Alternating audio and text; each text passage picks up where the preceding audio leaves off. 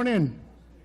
We're going to get started. I know we're running a little bit late. We're trying to give one of our speakers a little bit more time. He's on the road, and so he's one of the two opening speakers. But we're going to go ahead and get started. I think we have more than enough to work with.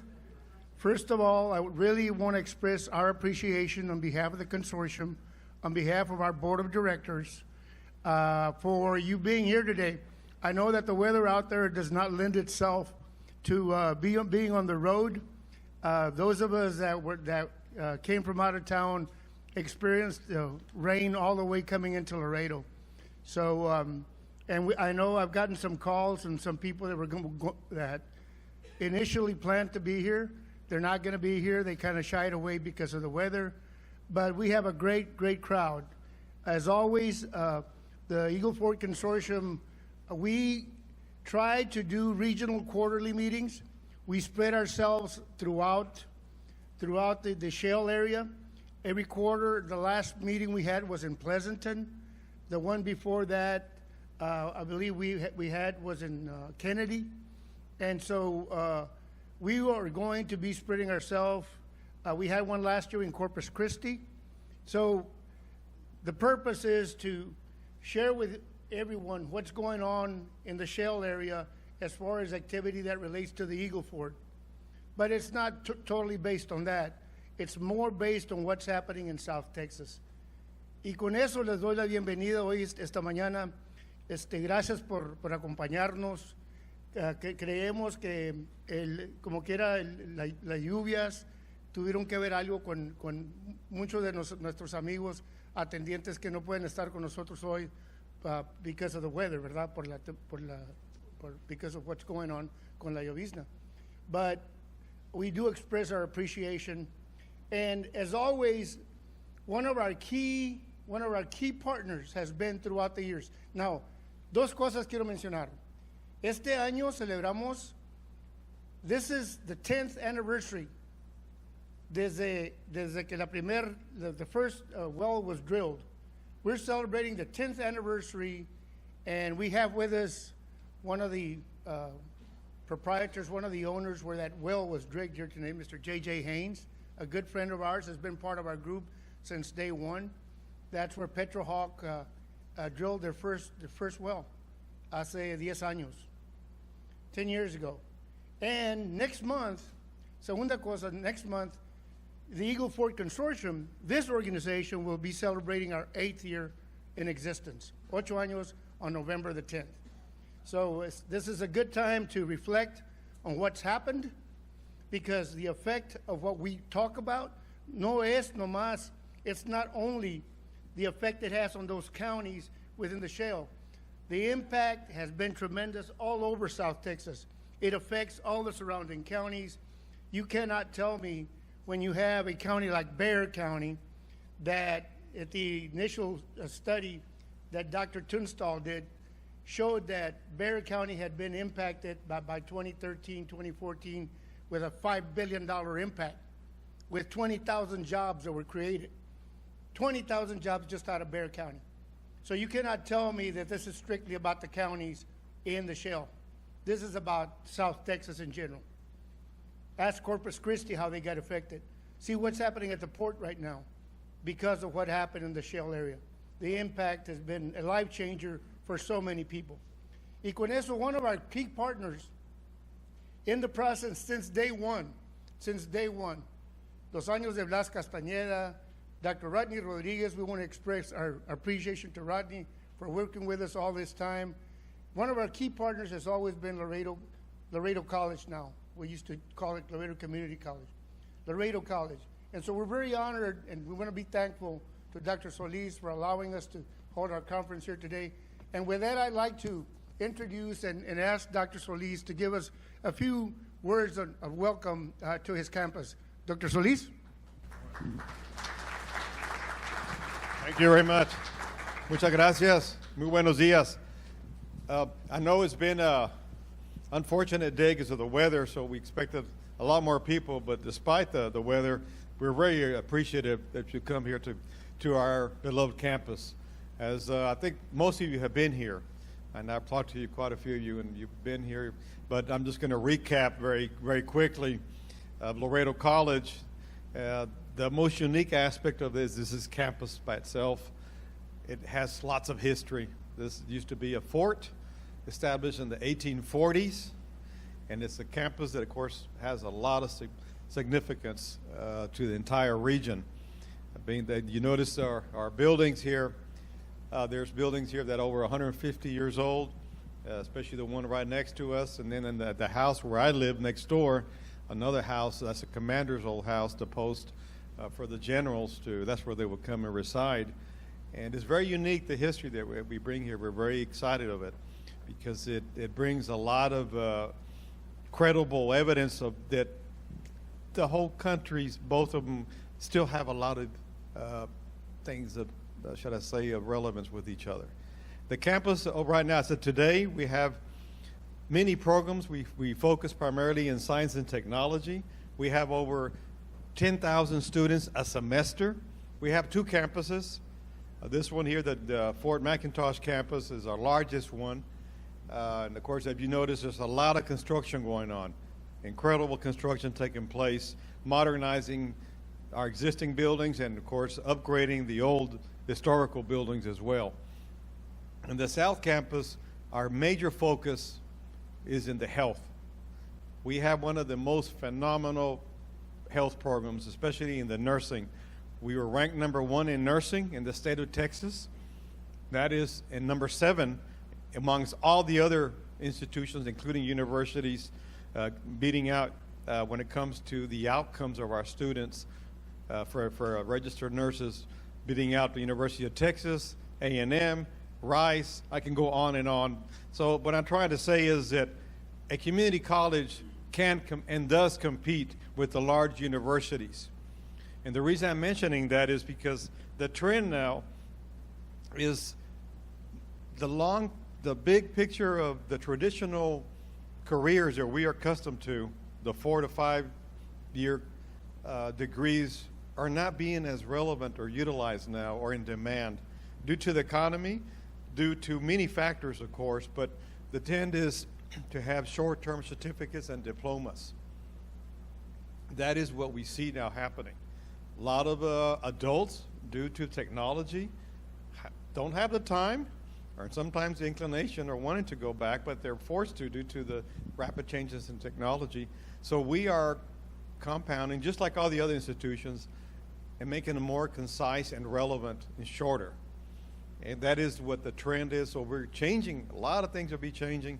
That you're going to see a lot shorter careers, a lot shorter, should I say, outcomes and diplomas, where you will necessitate to come back every so often to refresh, to get the new competencies that are required, the new skills that industry demands.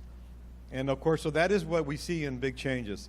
And of course, the best part of it is that technology is assisting and helping students and people to work from home, work from any areas. So those are very quickly what we see as changes, and we're very excited to be part of it. Now here in Laredo College, we are also focusing very close with economic development and workforce. That has been our biggest change, where we are working with different industries. We are fortunate that we have many other organizations that are coming over here and housing on this campus, beginning with the Laredo Licensed Custom Brokers Association. They're a house next door. They have many, many activities and functions. We have them here because we're interested in helping them in their membership. And as you know, of course, Laredo's largest industry, collectively, our largest employers are the trade and commerce industry, logistics and warehousing and transportation. That is still our strongest industry. Likewise, of course, our programs here that we have. Also, in the latest programs that we now have been able to acquiesce are in the cybersecurity. We're now offering short-term certificates, and we're going to embed that into our degrees as well to start out, having 2-year degrees eventually in the cyber. And my next one, of course, I'm excited about is in the drone, unmanned aircraft. We also already have that right now and certificates, but we're also going to be pursuing to have degrees in that area too. Because that is an ongoing, it's a very new field, the drone unmanned aircraft, which is going to be part of commerce and industry. So again, we're very excited to be part of that and offering that. And we've been partnering with the cybersecurity. UTSA has been very helpful. They're one of the top in the state. And also other institutions such as Del Mar and Corpus and A&M for the unmanned aircraft. So the curriculum, we're just bringing the best that we can and incorporate it here. That is what, those are the time, very quickly, the recap of the programs that we are trying to specialize in due to our region and the demands of industry. With that said, I know you have a busy schedule, and again, I'm sorry for the delay in starting this, but we expected a lot of you to be trickling in slowly, so we decided to wait and have a little session for you in time to visit. And so this agenda, of course, is going to be changing throughout the day depending on where we see there's need, there's more demand, there's more interest. But here at Laredo College, you're welcome to always use our facilities, and more importantly, we're always open to suggestions and ideas, recommendations of how can we better serve in providing you the skills for you and your employees or your prospects that you're trying to develop. And that is what we're here for. We're very fortunate that we have the Universidad de Coahuila here as well. We have here a large group that they've been visiting with us in the last 2 years. They have very unique programs, especially in the international area and of course in engineering and in the health area. So we're also working with them in developing new programs for our partnerships.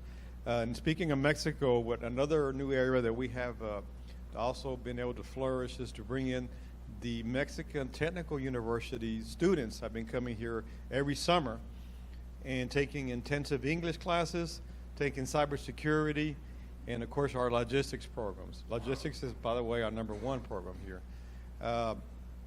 And secondly, this summer we brought in a group, well, last summer and this summer, from the Universidad Tecnológica from Matamoros and Reynosa. They came and stayed here in our dorms. We do have some little dorms. Those used to be officers' headquarters on the far side of this campus. Very unique, built in the 1900s. And so, of course, they've been modernized. No outhouses anymore. So I think, I don't know, I would have heard about it by now if they still had outhouses. But that group came here to take intensive English so they could eventually become bilingual certified universities in Mexico.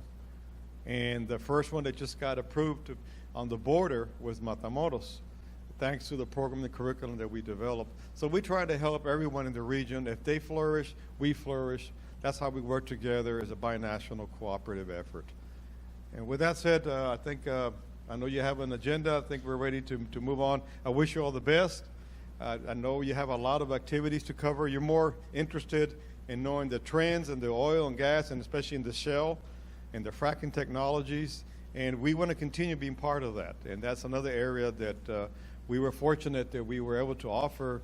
Here's Orlando right here with our group that we had a program. Perhaps you can talk about that later, from Pemex and Instituto Mexicano de Petróleo were here also almost 2 years ago for a program that was developed here, and how the technologies and how the latest technologies are being implemented, and of course for the Mexican engineers, because it's so new.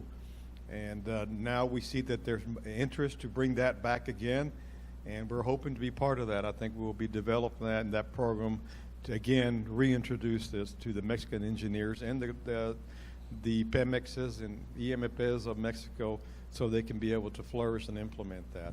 And this was, of course, with the help of the Universidad de Coahuila when we did this 2 years ago. So those are the many things that we're involved with. And of course, like I mentioned, you're always going to be welcome. We hope to be able to provide you the best information. I hope that we wish you the best with this, your today's agenda. And good luck, and thank you for coming here. Welcome to Laredo College. Okay. Thank you, Dr. Solis. We appreciate you hosting us. We really do. Just a quick reminder, if you have any ideas or suggestions for the consortium, we do have several of our board members that are here today. Please don't hesitate to contact them and sit down and talk to them.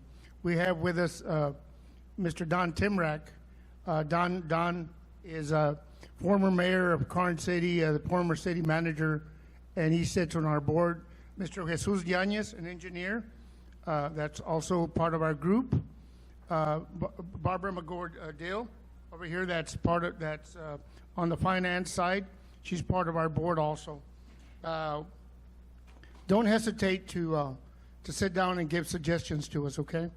And I do want to express and recognize appreciation for a lot of those folks that are here today. These are people that have been with us since day one. They've been with us a part of the process.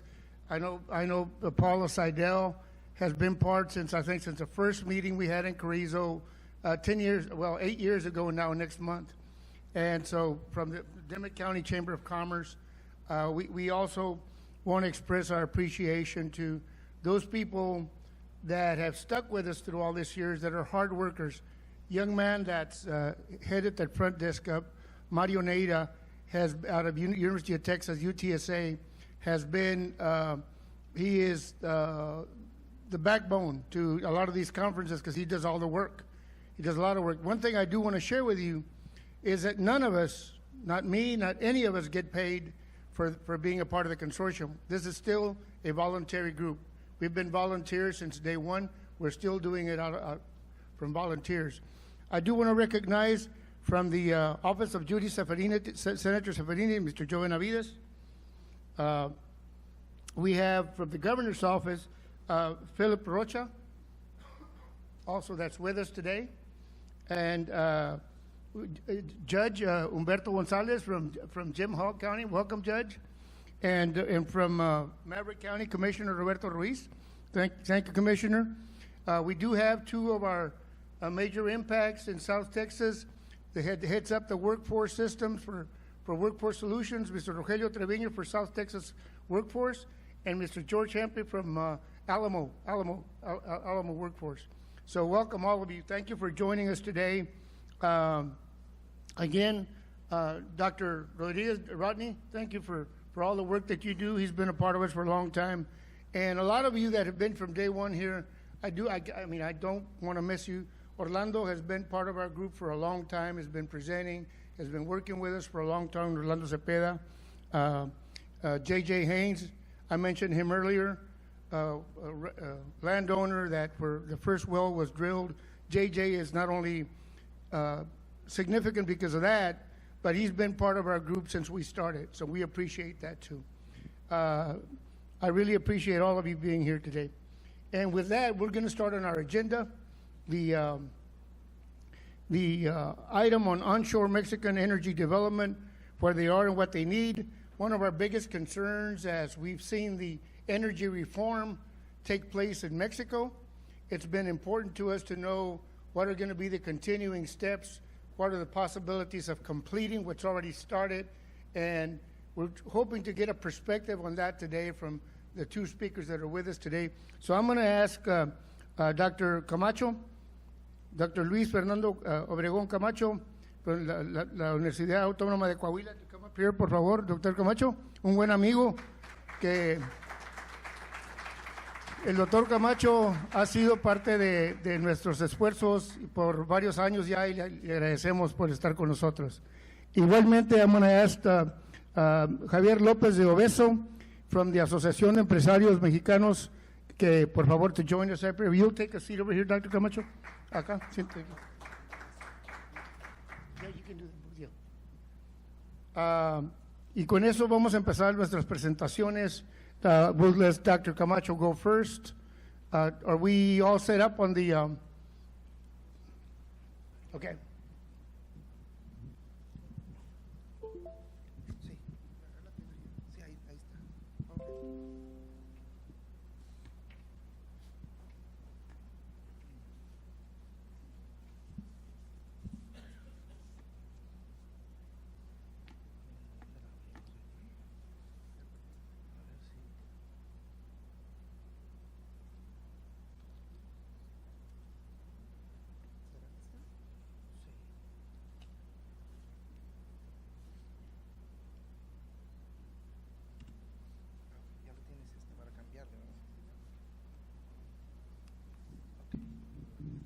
I want to mention Mr. Raul Perez, also from Maverick County, who has been part of our group for a long time also.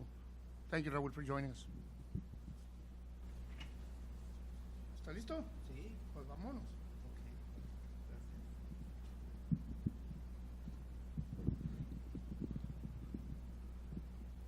Una disculpa porque llegamos un poco tarde. Un accidente en carretera no nos dejó cruzar rápido.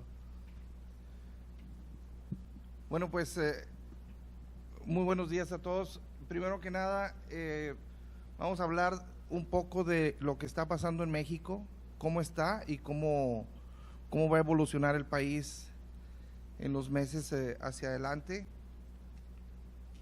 Una de las cosas importantes que tenemos que ver es que México tiene una gran cantidad de yacimientos, sobre todo en el Golfo de México, cerca de la costa del Golfo de México y en el norte de México.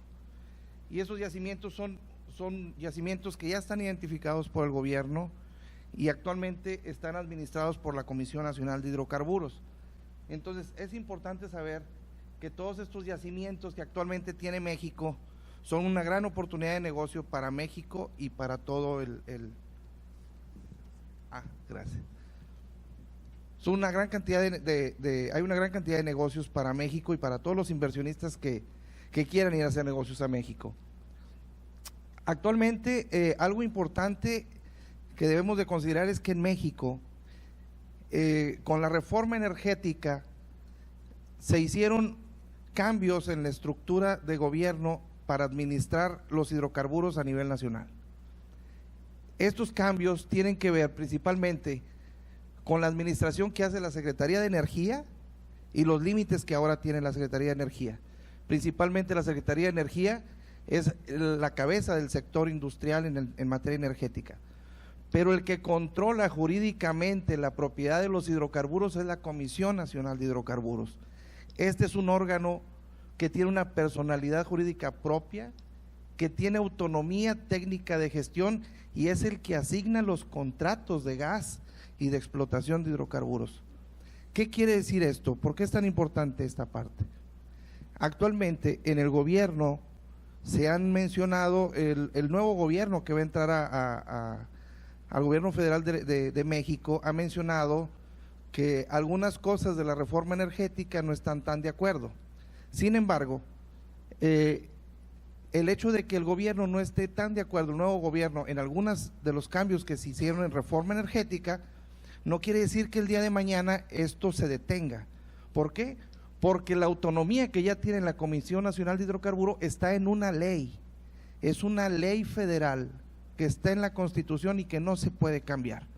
Por lo tanto, esta ley que ya existe va a ser la que aplique en los años siguientes, no se va a suspender ni se va a limitar la ley.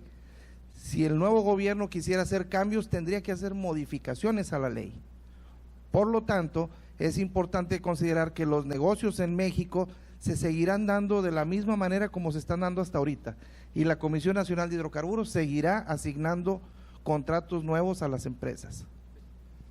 Y si me permites, if may I add a little bit on this, to change this law or to undo all the legal reforms that took place in 2014, it will be necessary 75% of Congress and Senate, that the new government doesn't have the 75%, plus 51% of state legislatures. So it's going to be difficult for them to amend everything that they don't want. So the CNH will remain there and will keep working business as usual, even though that the new government says that they doesn't like it. Ahora, la CNH tiene una legislación y en la legislación tiene 9 objetivos principales para funcionar. Y en estos objetivos, bueno, pues están vertidos todas las atribuciones de la CNH y todas fueron creadas para que la propia autonomía de la CNH le permitiera crecer en materia de hidrocarburos al país y que no cayéramos en el rezago en el que estábamos con la ley anterior. Ahora en México, con este marco regulatorio, tenemos 4 actores principales, que es la Secretaría de Energía, la Comisión Nacional de Hidrocarburos, una nueva agencia de seguridad en energía y ambiente y la Comisión Nacional del Agua.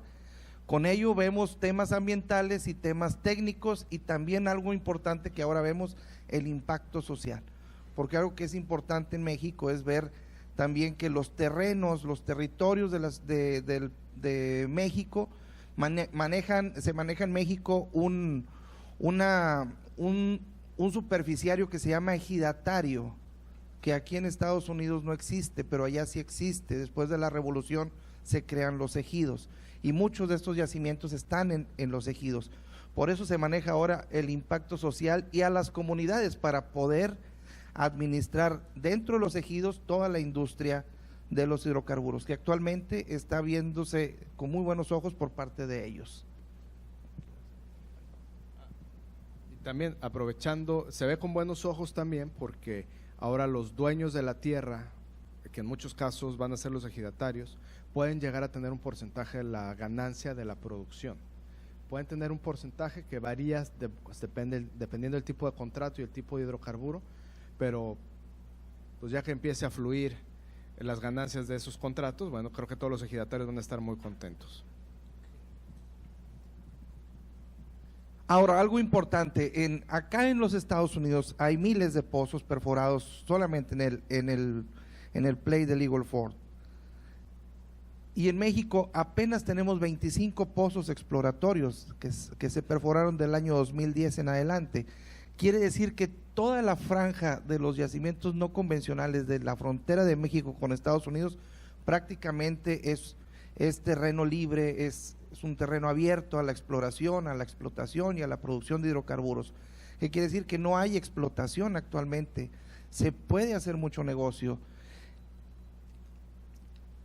Petróleos Mexicanos administra actualmente unos cuantos campos no convencionales y desde el 2010 empezó a hacer investigación sobre estos campos.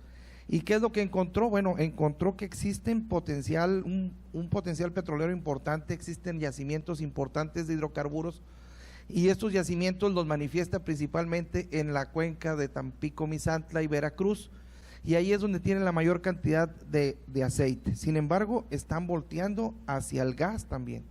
Más adelante vamos a ver cuál es la importancia que ahora va a tener en México el gas. Estos yacimientos no convencionales están evaluados en aproximadamente 60,000 millones de barriles de petróleo crudo equivalente, es lo que está evaluado como yacimientos no convencionales, y no se han explotado actualmente.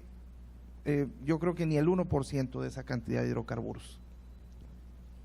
Sí, también aunando a eso, recuerdo hace tiempo platicando con el director general de Comesa, Compañía Mexicana de Exploraciones, que es una empresa propiedad de Pemex y propiedad también de Schlumberger, comentaba que en México se han explorado el 30% de las áreas con potencial petrolero, es decir, queda un 70% de áreas con potencial que todavía no se sabe bien qué hay, que está sin explorar y que ahí están esos hidrocarburos esperando a ser explotados realmente.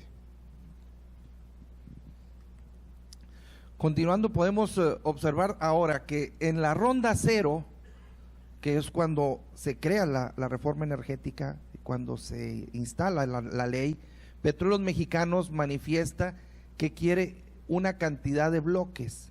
En ese momento él ya decide, estos bloques van a pertenecer a Petróleos Mexicanos. Los asimila como parte de sus activos, pero deja libre todas las áreas contractuales vecinas de esos bloques. Y él administra una pequeña parte, menos del 10% de toda esa riqueza. Ahora, en México actualmente se pueden hacer negocios de dos maneras. La primera es a través de las rondas, directamente con Pemex, haciendo asociaciones estratégicas, los farm outs que están haciendo actualmente, y hoy en día tenemos unas licitaciones ya en el 2018 para algunas áreas contractuales entre Veracruz, Tabasco y el estado de Chiapas, que son inmensas las áreas, son áreas muy grandes que se explotaron en algún tiempo, que ya se hicieron trabajos desde los años 60, 70, estuvieron trabajando ahí, pero con tecnologías de aquella época. Son campos que se dejaron porque no había la tecnología, pero sabemos que ahora con las tecnologías del fracking, con la tecnología que se estaba aplicando en el sur de Texas, se pueden reactivar campos que tienen una historia de producción importante o se pueden abrir nuevos campos. Esto es lo que actualmente tienen ahora. Hay campos pequeños y hay campos de dimensiones muy grandes. Entonces, los contratos pueden ser para diferentes empresas o para grupos de empresas que se puedan aliar en un consorcio y puedan participar en esa licitación para poder buscar llevarse un campo y administrarlo junto con Pemex.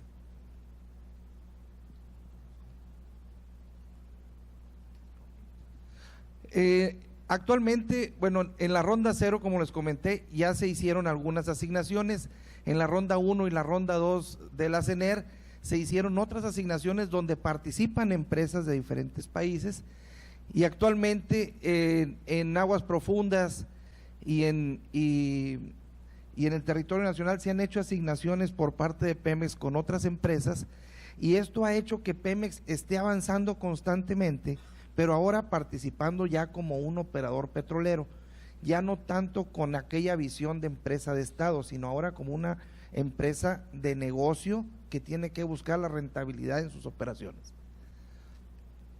La otra manera de hacer negocios es igual ir a las rondas, pero participar para operar un campo, pero este campo ya no lo vas a operar con Pemex, lo va a operar o el conjunto de empresas, este consorcio que se crea, o lo va a operar una sola empresa. El que gana el contrato es el que opera, y el hidrocarburo tendrá mañana la oportunidad de vendérselo a Petróleos Mexicanos, dependiendo de cómo salga la convocatoria, o incluso vender el petróleo él al mejor postor y pagar los impuestos correspondientes al Estado. Entonces, se está abriendo el mercado para que México pueda dejar entrar a las empresas a invertir en México y produzcan más petróleo de diferentes maneras, porque anteriormente solamente Pemex lo hacía. Ahora con estas metodologías ya se puede manejar la inversión petrolera y la renta petrolera de manera privada, pero viendo a México como un país que puede brindar un campo en operación a una empresa y cobrar los impuestos correspondientes. Este es uno de los ejemplos que está actualmente los campos no convencionales en la zona de Burgos. Esperan una inversión de más de 2,000 millones de dólares, pero en estos campos, bueno, se está invitando a las empresas para que participen en uno de los bloques o en el conjunto de bloques. La licitación es una licitación abierta, es una licitación que tiene el gobierno posteada en su página de internet. Se compran los derechos de la licitación, se concursa por la licitación, se hace la oferta de la licitación, y esto con el tiempo, si lo vemos aquí en este calendario, esto empezó en el mes de marzo, pero va a terminar hasta febrero.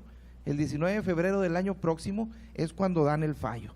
Entonces, eso que se escucha de repente en los medios, que se va a detener la reforma energética, que ya no va a haber licitaciones, eso no va a suceder. Esto ya está posteado en la ley y esto ya está legislado, esto ya está comprometido y se va a hacer. Y las empresas que ganen van a trabajar de acuerdo a la legislación y a como hayan ganado su contrato. Y el gobierno no va a impedir que eso suceda. Eso hoy en día como que está de moda, que van a detener las inversiones, pero no, es política. Realmente ya en el mundo ya operativo de la Comisión Nacional de Hidrocarburos, lo que salga en televisión, en prensa, eso no se considera para nada, se considera solamente lo que está en el diario oficial de la Federación, lo que está en la ley, lo que se concursa y lo que se gana se respeta.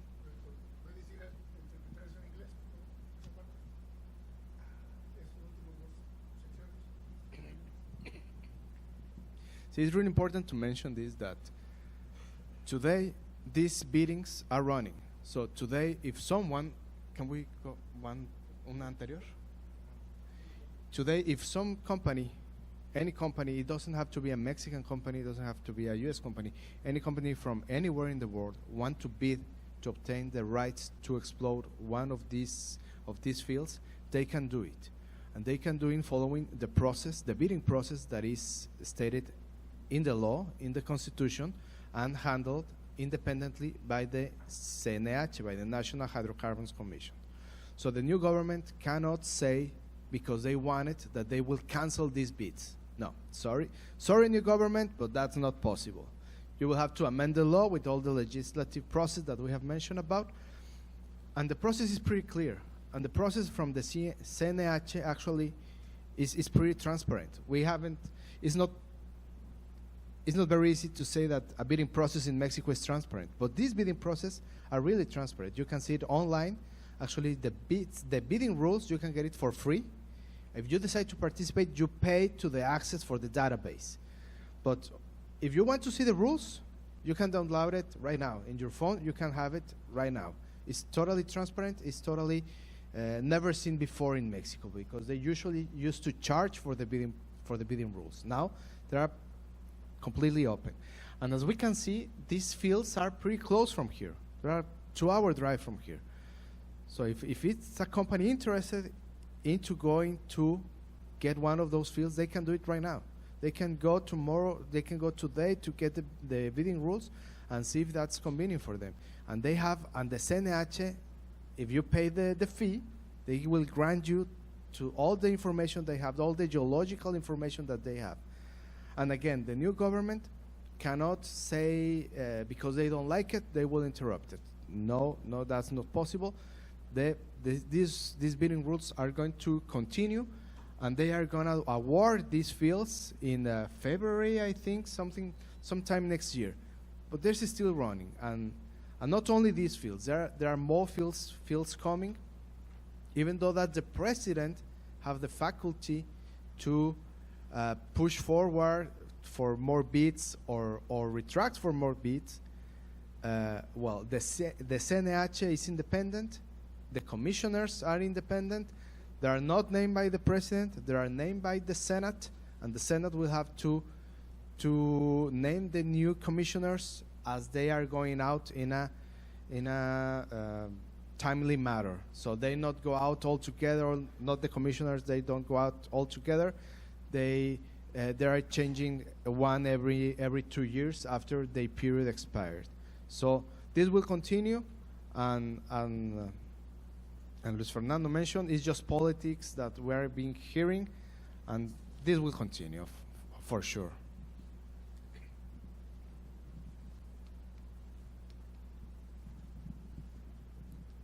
Actualmente, de todas las licitaciones, como ven, Pemex ha hecho 9 en Farm Out, se han hecho 107 nuevos contratos, 67 han tenido éxitos, y actualmente la reforma energética ha generado inversiones del orden de 160 mil millones de dólares. Pero las empresas que participan son 17% de Norteamérica, casi la mitad son mexicanas, o sea, están haciendo empresas petroleras mexicanas con una gran convicción de desarrollar la industria del petróleo en México y de asociarse con empresas extranjeras, no solamente de Norteamérica, sino también de Sudamérica y de Europa. Y esto ha generado pues ahora una vocación de país, de negocio petrolero abierto. Y antes éramos solamente un negocio de petróleo nacionalista, no dejábamos entrar a nadie. Ahora estamos invitando a todos que inviertan en México. ¿Por qué sucede la reforma energética? Principalmente por la dependencia de los hidrocarburos extranjeros. Necesitábamos, y hoy necesitamos comprar hidrocarburos, porque no producimos la cantidad de hidrocarburos suficientes para abastecer nuestro consumo nacional. ¿Qué es lo que pasa? Si vemos esta pequeña gráfica, aquí podemos ver cómo Petróleos Mexicanos fue cayendo su producción, fue cayendo la producción de tal manera que ahora necesita invertir más recursos en producir, pero bajo un esquema diferente. Por eso la reforma energética permite que se haga esa inversión a través de empresas privadas asociadas con Pemex o que trabajen, como ya lo vimos, trabajen los campos por sí solos. Y en 2018 apenas empezamos a ver un poco de producción, 37 millones de barriles de petróleo, de 37 mil barriles de petróleo diarios, es lo que están produciendo apenas las primeras empresas en 2018. Pero esto va a ir creciendo en función del tiempo y de la cantidad de empresas que se vayan asociando o vayan adquiriendo campos.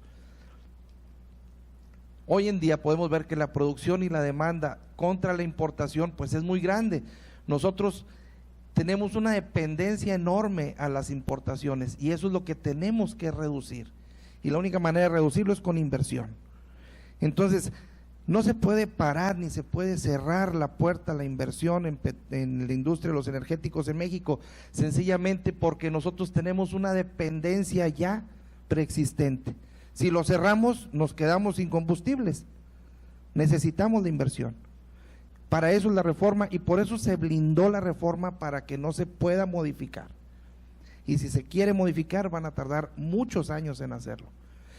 Y cuando ya tarden esos años en hacerlo, se van a dar cuenta las personas que lleguen a gobernar el país que no es necesario modificarla, ni quitarla, sino enriquecerla y seguir invirtiendo para que esto se vaya reduciendo y nosotros tengamos menos importaciones en el futuro próximo y nosotros seamos menos dependientes de las importaciones. No vamos a dejar de importar, de acuerdo a esta tendencia, para el 2030 seguiremos importando combustible. Ahora, cuando hablábamos del tema del gas natural, el precio del LP y el precio del gas natural está muy, pero muy por debajo del costo. Sin embargo, la necesidad del combustible en México es enorme y por eso es importante desarrollar los campos de gas en México, porque nosotros tenemos una demanda de combustible enorme, nuestra brecha es gigantesca, tenemos más del 60% de déficit en gas, necesitamos importar todo eso, el 60%. En el momento que los Estados Unidos empiecen a vender más gas al exterior, empiecen a exportar más gas y empiece a faltar el gas, nosotros vamos a tener problemas por falta de combustible. Por eso es importante que nosotros también nos preparemos para ir poco a poco incrementando la producción de gas. Y por eso los campos de Shell que tenemos en Coahuila, Nuevo León y Tamaulipas están ahora a la vista de muchas empresas para producir gas en México y cerrar esta enorme brecha. Y eso va a brindar un gran negocio en el norte de México. Ahora, como reflexiones finales, pues la demanda de hidrocarburos representa una gran oportunidad para el desarrollo de México, algo que no se va a detener. Los precios actuales ahora dan una oportunidad y ven a México como un gran negocio, porque tenemos un país que está abierto a la inversión y con los precios que están actualmente y la tecnología que existe actualmente, es muy probable que se puedan hacer muchos negocios. Ahora, para realizar esas inversiones, estamos focalizándonos en los bloques más prospectivos. Ya México tiene una base de datos enorme que se puede consultar en la CNH, se pagan los derechos, se consulta y se puede identificar cuáles son las zonas prospectivas que pueden dar a México y a los inversionistas un gran negocio. Y también algo importante, Pemex está desarrollando pruebas piloto en algunos campos para poder entregar esa información también a CNH para buscar los farm out con las empresas. Y a través de estos permitir atraer a esos socios calificados para hacer más rentable la empresa y asimilar tecnología y mejorar las capacidades de producción de Pemex. Esa es la realidad de México hoy en día, así está funcionando, tenemos toda una infraestructura legal, toda una capacidad jurídica para poderle dar certidumbre a la inversión y certidumbre a las empresas para que se sientan a gusto, se sientan tranquilos de invertir en México y de llevar la tecnología, de llevar sus equipos, de llevar a su gente. Y también hay gente en México, se están formando capital humano importante, está en las universidades, se están formando técnicos, ingenieros, se están formando abogados incluso en derecho energético, se están formando en todas las especialidades para poderle dar el servicio adecuado a los inversionistas que próximamente van a llegar al país.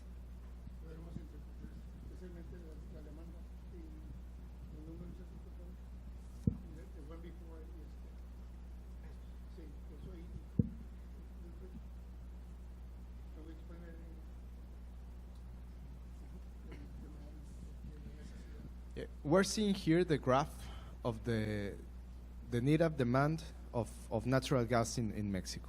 Mexico, since several years ago, has been trying to increase the production of natural gas, but also has been focusing a lot into the strategy to get the cheap gas from Texas. And actually, CFE and other private investors are building very important pipelines to get the cheap gas from Texas into Mexico. Something really interesting that Luis Fernando mentioned is that Mexico also will need to develop their gas fields, because if the U.S. starts selling to a better price the gas to other parts of the world, well, Mexico will struggle for that. So we'll have to find our own supplies, or Mexico will have to find their own supplies of gas, and also, of course, including the gas that they can get from the U.S., mostly Texas. And yeah, that's the idea, and the demand will increase. The demand of gas in Mexico is huge. It's increased, and it's something that is not allowing the country to develop as fast as they could, because we are not getting, or Mexico is not getting all the gas that they need. So it's a thirsty country for gas and hydrocarbons.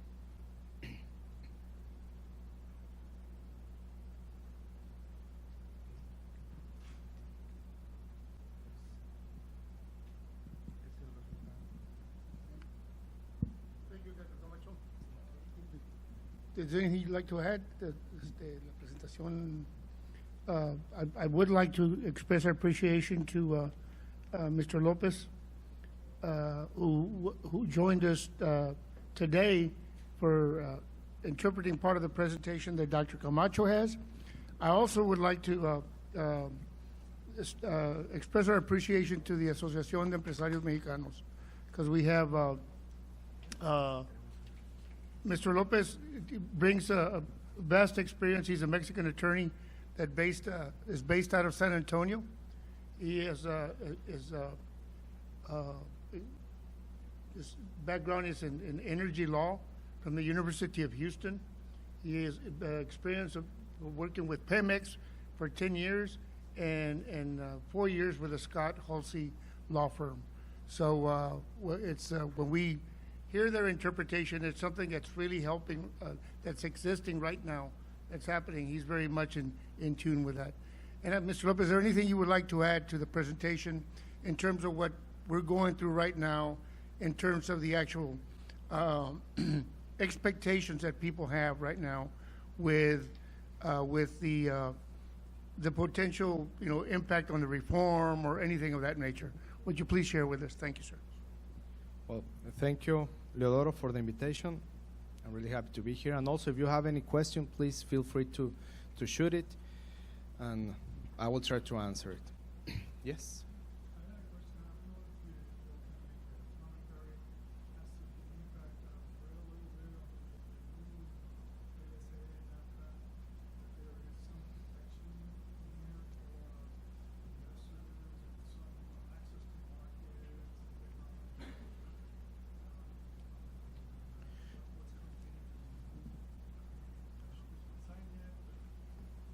Yeah, that's a very good question.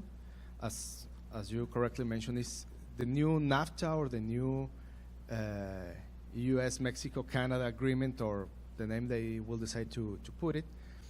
And specifically in oil, when the new government won the elections a couple of months ago, they said, hey, I want to include some protections on the new agreement on our oil, because the oil will remain from the Mexicans.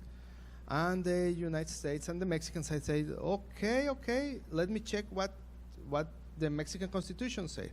And even though with the reform, on the Mexican Constitution is stated that the underground oil is property of the nation, and that oil will be administered by the CNH with the rounds.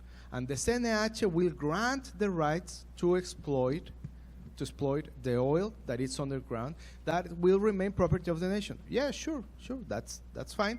So the oil is still property of the Mexico underground, but the CNH can grant the rights to exploit it. And the companies will have the opportunity to include the reserves on their financial statements. So it's not from the company that is exploiting the right, it's from the Mexican government, but the private company holds the right. So it's tomato, it's mostly the same. And so that's why the elected government said, I want to include that protection on the NAFTA.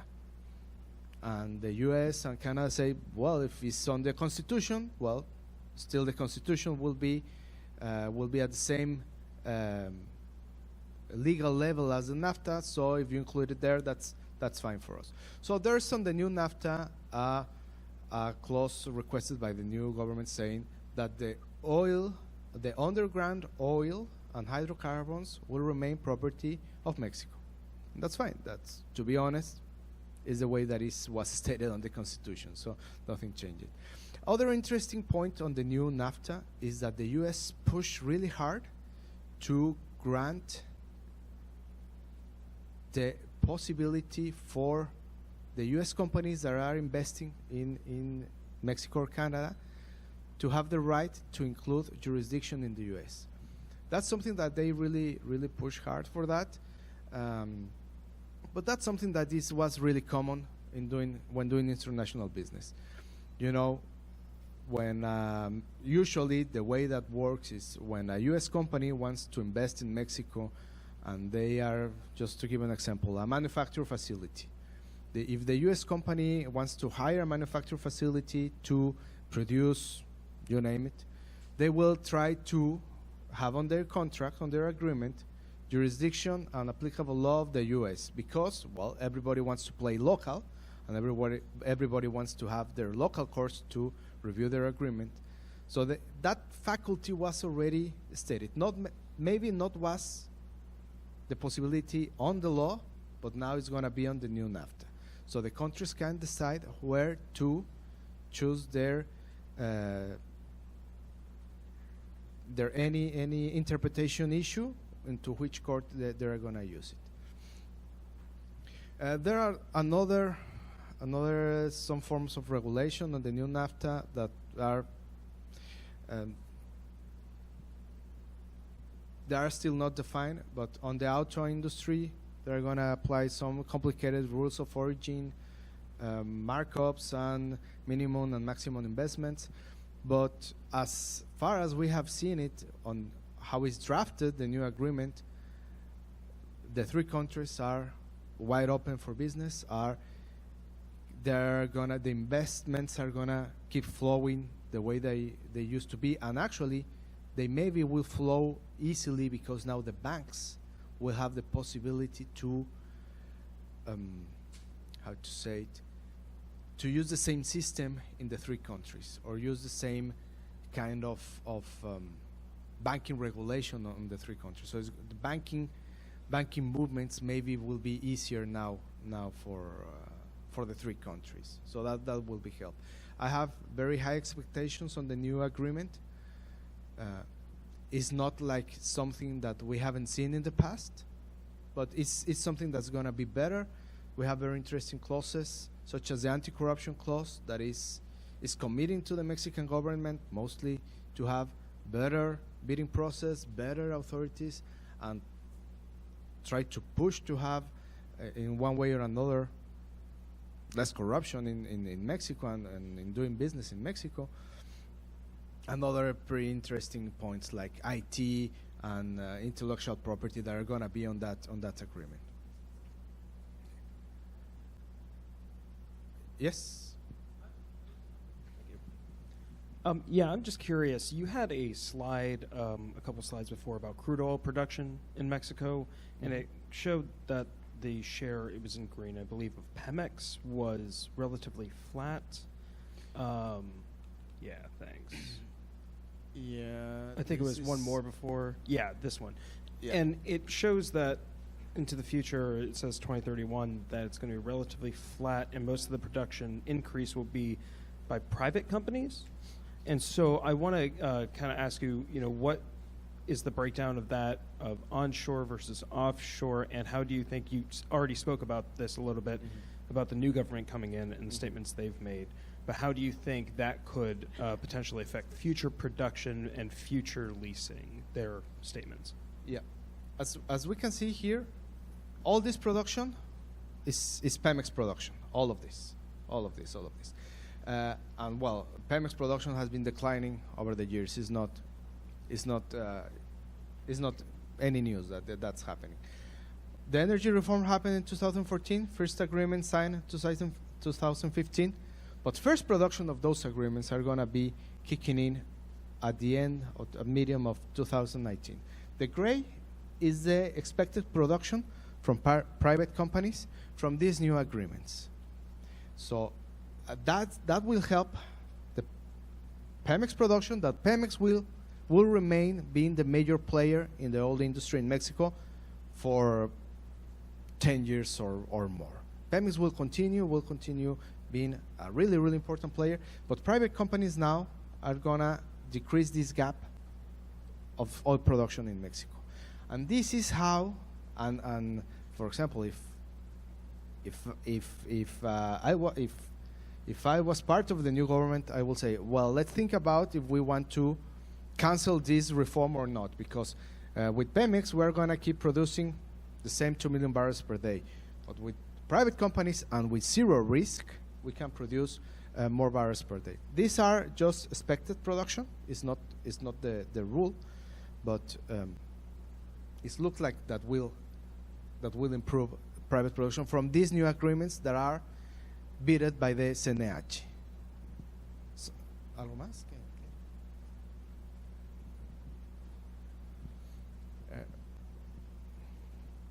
Other point that I would like to mention is that other opportunities that we have.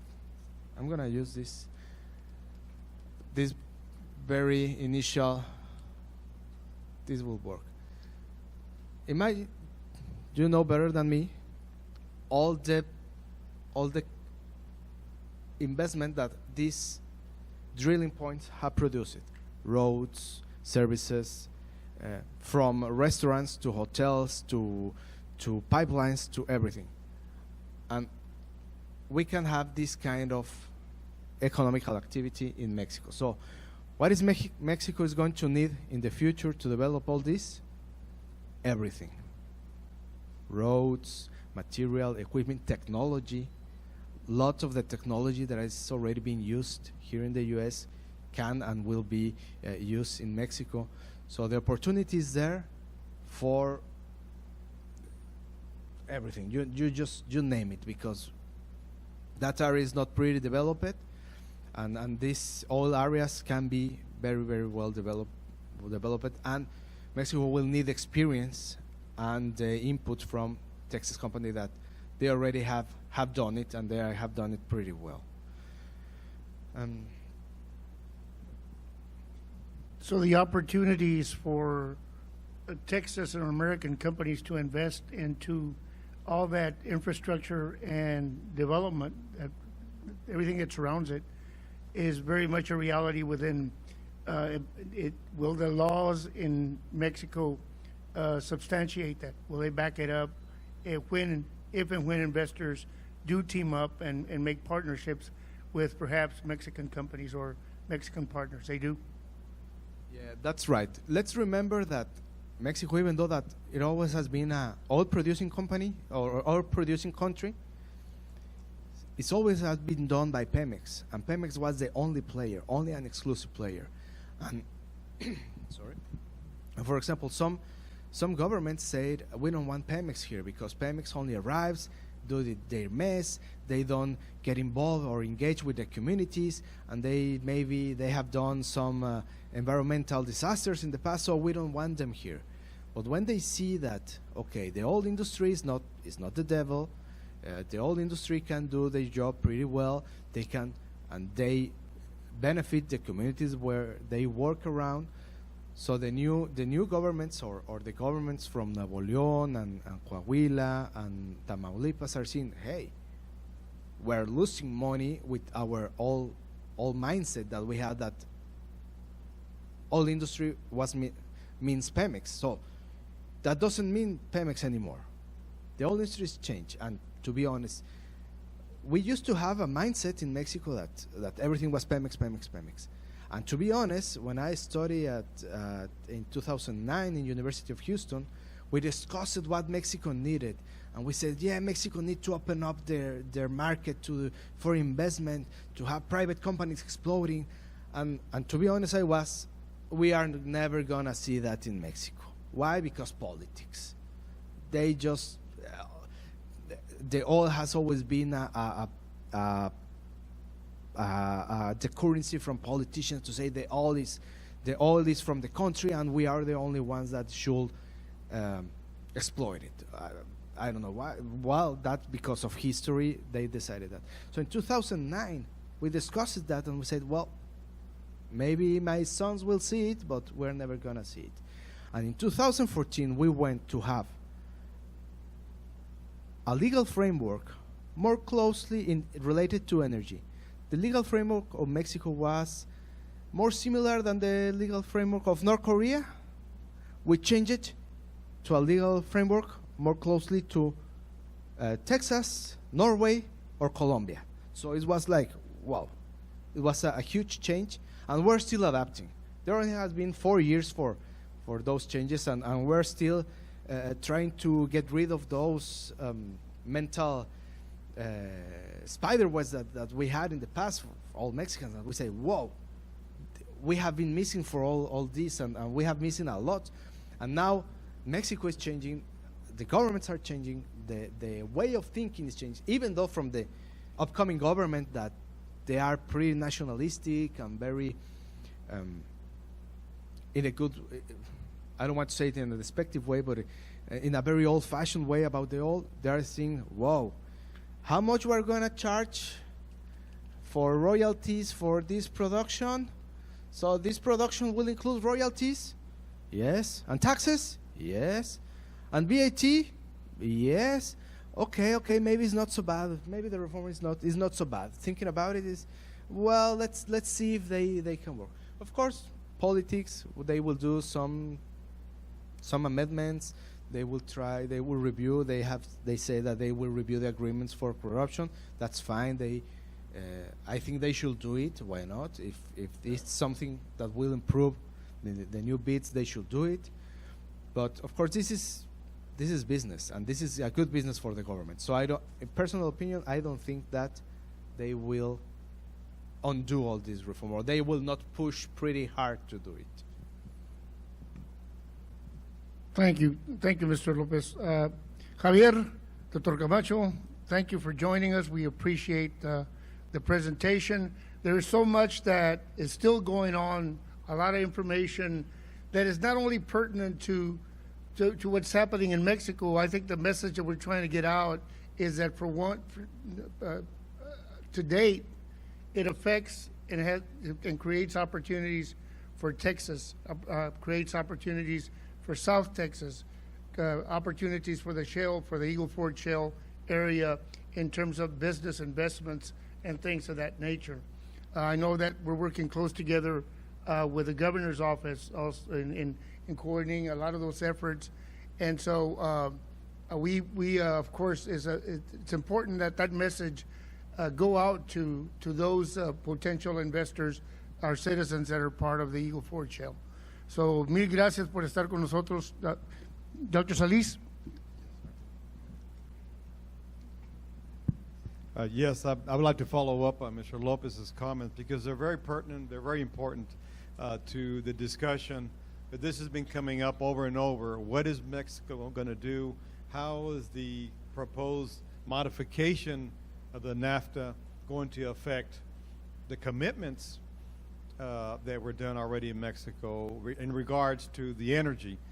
With the energy reform, I like the way you put it, that Mexico went in 4 years from a position like North Korea to where Texas is today. That's a very rapid, a very ambitious way to say it, but yes, it definitely is a good comparison, a good analogy. From my experience when working with Mexico and understanding, the commitments have been made and they will be respected. Even in the Constitution, they've been set with the new energy reform, regardless of on the NAFTA, or the proposed modifications that has been talked about now with our administration in the U.S. This energy reform still will continue, and it's an opportunity that we're in a great position here in South Texas to take advantage of. And so I just wanted to reemphasize that I think it's a big green light for us to continue planning ahead. Now, of course, I know I'm venturing onto areas that we're not sure what's going to happen with the new administration in Mexico coming in with AMLO, La Morena, but we're not sure. But from what I understand and from my contacts, it will continue to be respected what was set just last year, this year, with the present Mexican administration to allow U.S. industry to go in and explore and extract and transport the products into the U.S. And so I think it's a very advantageous climate right now, and will continue. And I remain positive regardless of what we hear with the new administration in Mexico. It's very encouraging. ¿En español también? Pues solamente comentar que, como tú lo mencionas, ¿verdad? Ya tus contactos también ya te dicen que en México las cosas van a seguir igual. No hay un pánico por cambio de gobierno, no hay suspensión de leyes, cambios de leyes, todo va a seguir igual porque se tienen que respetar, y el desarrollo energético del país necesita continuar como hasta ahora. Como vemos en esa gráfica, apenas empieza en 2018 la producción con los privados, ese tiene que continuar, no se puede detener, y va a haber un gran negocio. A partir del 1 de diciembre, una vez que tome posesión el nuevo gobierno, va a ser importante estar muy atentos a lo que pasa en México, pero van a ser buenas noticias, porque el gobierno una vez que empiece ya a tomar las riendas del país, va a tener que tomar las mejores decisiones, y las decisiones que va a tomar son las decisiones que el país necesita, y las que el país necesita son estas. Entonces vamos a ver un gran México trabajando muy de la mano con ahora el nuevo Tratado de Libre Comercio con América del Norte, y vamos a ser una gran región comercial, que vamos a tener una prosperidad muy importante, y eso lo va a notar el mundo entero con el crecimiento que vamos a tener. Y como bien los decías, todo va a ser negocio, la industria de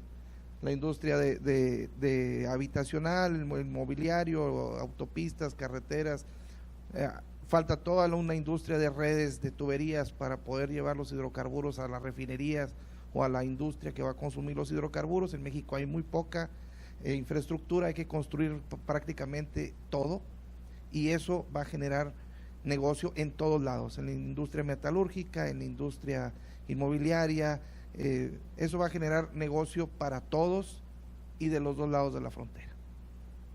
Es lo que va a pasar en México, y yo creo que con esto, bueno, estos foros sirven para empezar a pulir un poquito esos mensajes que están llegando, que lo único que tratan es confundir, pero las cosas van marchando bien y el gobierno está muy atento a que todo suceda como hasta ahora está planeado. Thank you. Gracias. Just- Mr. Lopez, so Just another quick point. On these agreements signed by the CNH, the protection for the investment is so well stated that they mention that if the government tries to expropriate the rights from the award of the agreement, then the government will have to indemnify that company, and they have invested a lot of money, and when the government say now I have to pay you to leave instead of wait for you to pay me, it's not rocket science, so it will continue like that. And my point is the investment of the foreign investment is on the CNH agreements is pretty well protected in my opinion. thank you. So our presenters today, I think, compadre, did you have Mr. Ramos, did you have a question? No? Yes, okay. this is going to be a big boom, not only for us here in South Texas or the whole nation, but also to Mexico.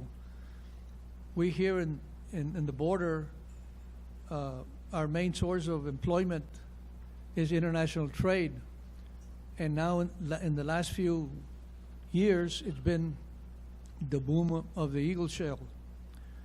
But now that this is going to go into Mexico, as far as international trade, I used to read in the papers about 10 years ago where an 18-wheeler was hijacked somewhere in Mexico and all the goods going to Mexico were stolen. And that came out in the newspapers once or twice a week. And that's here locally. I don't know if they were reported in Mexico. But somehow or other, the international trade has continued to prosper. And you don't hear of that anymore. I don't know whether the Mexican government has something to do with that as far as security is concerned, or the international trade companies have a security company ensuring that their goods go back and forth. But still, in your case, I read in the papers where the cartels are stealing gas or whatever from Pemex or the industries that are there now. And I know that this is not the question for you, but number one, as far as infrastructure is concerned, here in South Texas, when the boom came, many counties and municipalities were overburdened with how we're going to do with our roads. We don't have enough hotels. We don't have enough restaurants. But we managed to do it. And Laredo College played an instrumental was an instrumental force in establishing the first oil and gas classrooms curriculum to prepare our people here to be able to find jobs. Now, as it relates to Mexico, I don't know, it's not for you to answer, but it's just a question that I have. How are everything that happened to us here, how are you going to deal with it in Mexico? And unless you all hire security companies, they're going to be stealing everything that you all do over there. And Dr. Camacho, do you want to, but there are some actions that are being taken right now, Judge. There's some actions that are being taken right now that entail some contracts with security companies and things of that nature. Dr. Camacho, do you want to answer that, de las acciones que se están llevando a cabo para prepararnos? The Universidad de Coahuila has been working with us for many years now. They're very knowledgeable of the experience that we went through in the Eagle Ford Shale. Dr. Camacho has been a part of that throughout the years. So there's nothing that's surprising to him, at least I wouldn't think so, or to others that are familiar with the process. And in turn, that's one of the reasons why they reached out to the people in the shale in Texas that are part of the process, so they won't have to repeat the same problems that we went through. On the other hand, you bring up a good point, Judge, and that is the point of security, which is something that I'm not that intel with, and I don't know if either one of you want to. It's an issue that's always been a hot issue. That's one thing that sometimes we avoid talking about, but it needs to be addressed if investors are going to feel safe. Correct?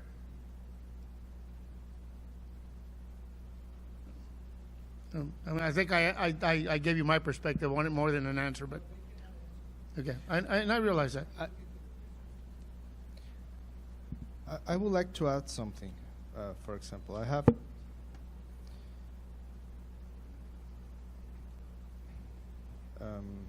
let me show you.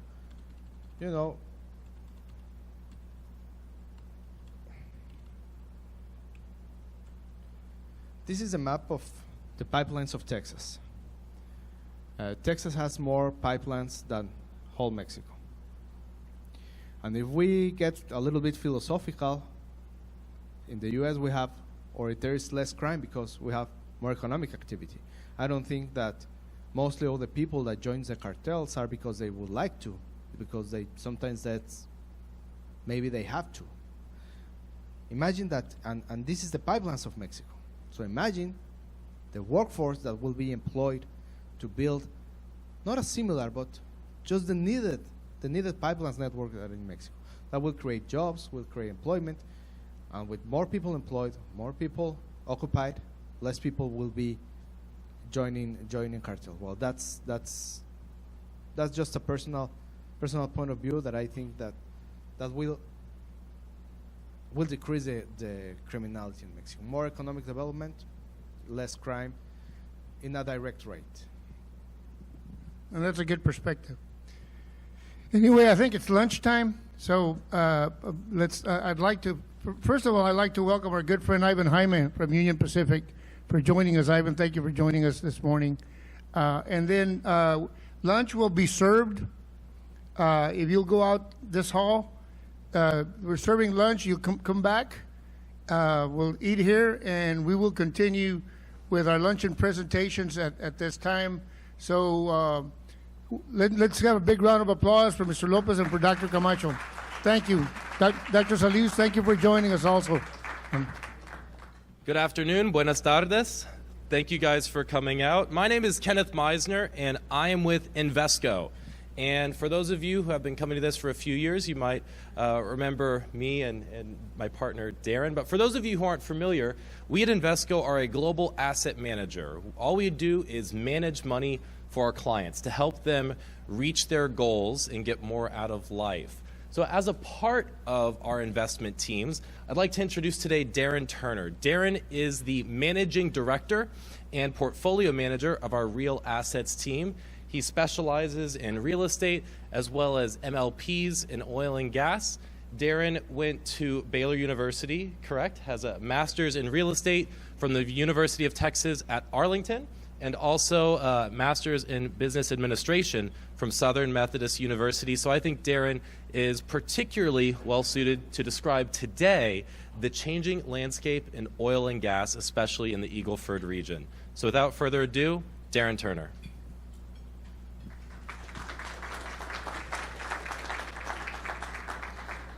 Thanks, Kenneth, and thank you for your time today and inviting me to be a part of this overall conference. As Kenneth was saying, my name is Darren Turner, Managing Director. I focus primarily on hard assets from a global standpoint. So that is everything, as Kenneth was outlining, from real estate to pipelines to commodities, and even on the infrastructure side as well. So what the presentation is really focused on is having more of a global view of what is occurring in the oil and gas markets. Now, we are going to spend a lot of time really looking at the U.S. and how does the U.S. play a major role in this market, but it's much about what are our expectations moving forward and where do we see opportunity as well. I am definitely going to leave time at the end for questions. So even anything that is not in this presentation as it relates to renewable energy, as it relates to any of the more nuanced aspects of the oil and gas market, happy to talk to that. So I always start my presentations with this slide specifically. So this is oil production growth, and your green line is the U.S., and your dark blue and lighter blue is the rest of the world. So the reason I always start with this presentation is to show how far the U.S. has come from an overall oil production standpoint. So if you go back to January of 2011, U.S. oil production is up almost 200%.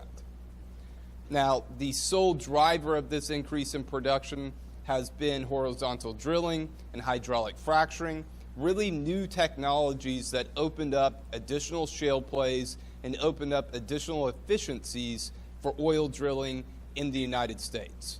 Now, the other thing that you do see on this slide as well is that the rest of the world, whether it be OPEC or anybody outside of OPEC, really hasn't seen any true increases in oil production during this time.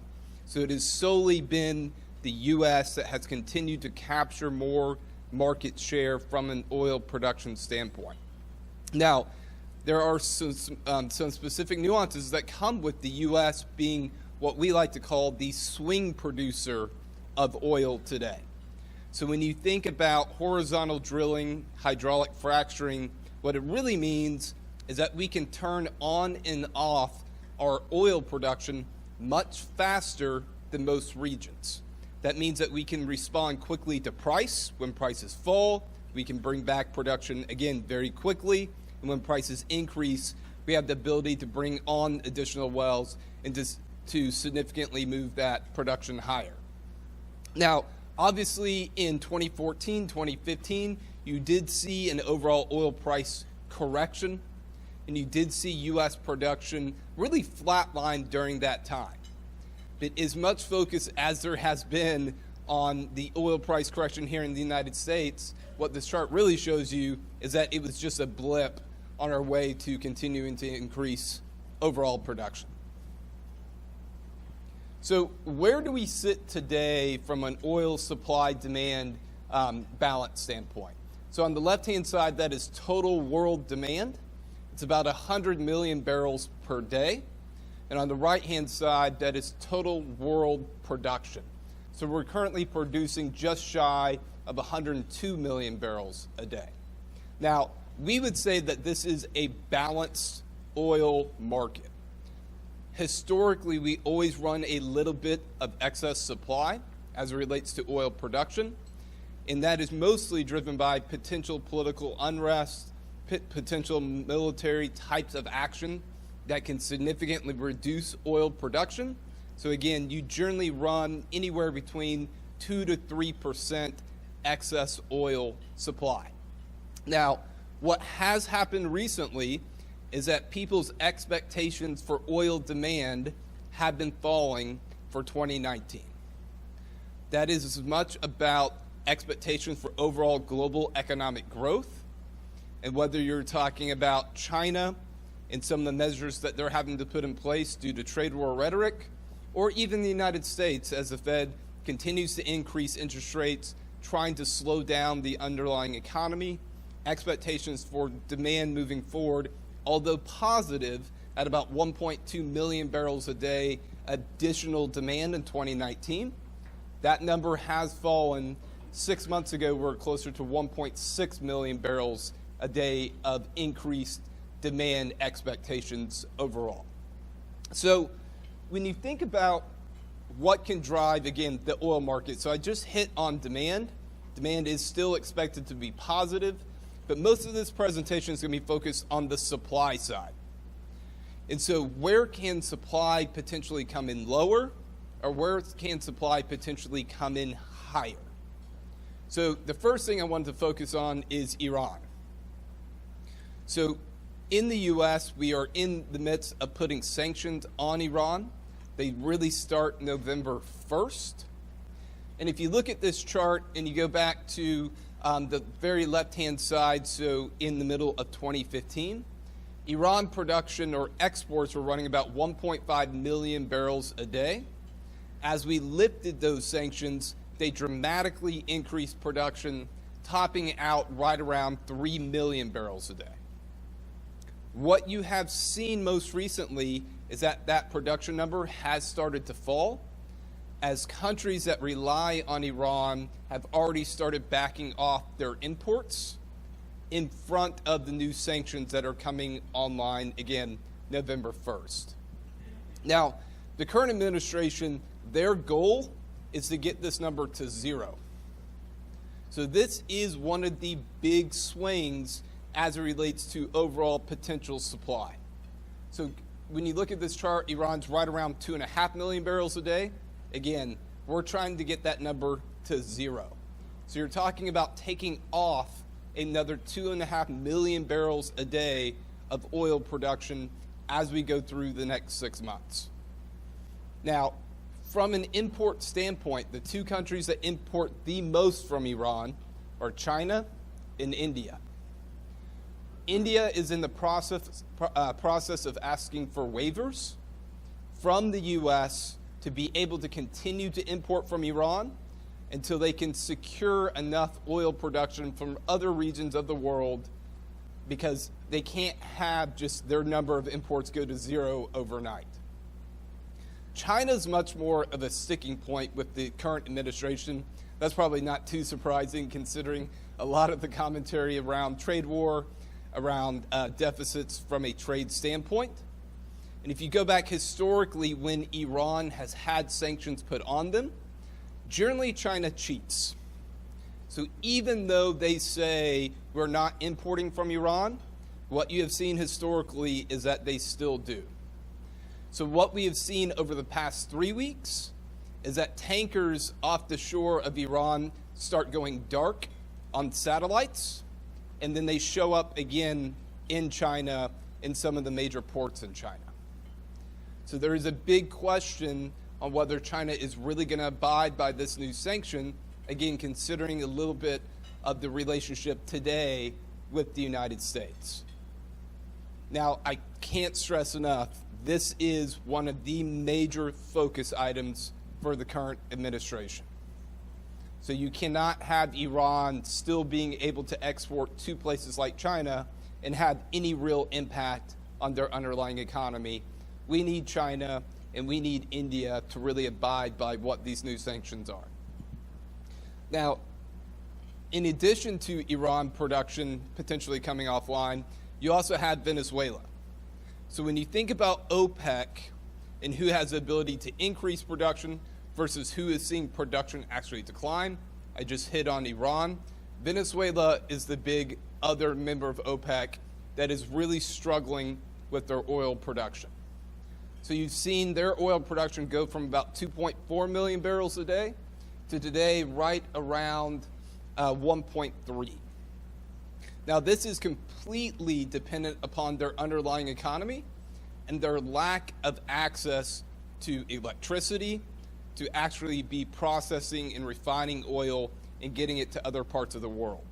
So they're having an economic crisis in Venezuela, and it is dramatically impacting their ability to produce oil.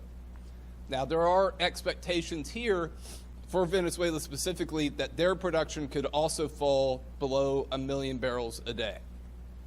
So when you include Iran, when you include Venezuela, you're talking about anywhere from 3 to 4 million barrels that could potentially come offline. Now, why is that, again, a big deal? Because if you go to the second chart that we talked on, we're only about 1.5 million barrels of excess supply currently. You take 4 million barrels offline, we are going to be undersupplied in 2019 and potentially undersupplied in 2020 as well. Now, who can actually increase production to make up this underlying shortfall? You have Saudi Arabia that has recently made comments saying that they're producing more oil today than they ever have. And then you also have the U.S. So those are the two big swing factors on can we replace enough of underlying oil production to make sure that we can make up for both Iran and Venezuela. So here is current expectations of oil supply demand going into 2019 to end 2019 overall. So your green line is overall world consumption. Your blue bars are being oversupplied, undersupplied. So as you can see on this chart, what we've been through in 2017, 2018 has been an undersupplied market. As you get to the middle of 2019, current expectations are still that we will have some excess supply. Now, I'll tell you what is in these numbers is that Iran continues to be able to export oil. No one is currently expecting that number to go to zero. Our expectations at Invesco is that people are going to be surprised at how low that number really comes in. Again, that is solely on our view of that this is a major sticking point for the current administration. Now, I hit a little bit on Saudi Arabia a minute ago. Saudi Arabia is producing more oil than they ever have, and they're running up against their own constraints as it relates to infrastructure. So for Saudi Arabia to increase oil another 1 million barrels a day, another 2 million barrels a day, we do not think that there is any chance for them to increase that production. Now, in addition to that, what you've had recently is some political unrest as relates to the murder of the journalist in Turkey. And our expectations currently is that you're going to have the replacement of the prince in Saudi Arabia. So a lot of the commentary that's coming out of the royal family is that they have been somewhat hands-off with the current prince, and there has been some unrest in the royal family of the actions that he has taken. Now, when you think about what he has been saying to the media, what he has been out into the market saying, is that he wants Iran to be Saudi Arabia to be a much more progressive country. So he has a whole target of Saudi Arabia 2030, and what that includes is much more spending on technology, the actual creation of jobs, and then actually more equal rights for women in Saudi Arabia as well. What we see from talking to people in Saudi Arabia is that has all been smoke and mirrors for what they're really trying to accomplish, and they continue to want to have much more control overall in the Middle East. So this will really be a turning point on our relationship with Saudi Arabia on whether we really allow this to pass without actually putting sanctions on Saudi Arabia as well. So when we step back and think about what are the risks that we're undersupplied in oil, it's Iran, it's Venezuela. We think Saudi Arabia is actually a risk that we could be undersupplied in oil as well. So all that really leaves is the United States for being able to increase underlying production. Now, before I hit on some of the potential constraints that the U.S. has, I want to talk about what's going on with crude oil inventories. So again, this is another metric that really highlights the underlying lack of overall supply in the world market.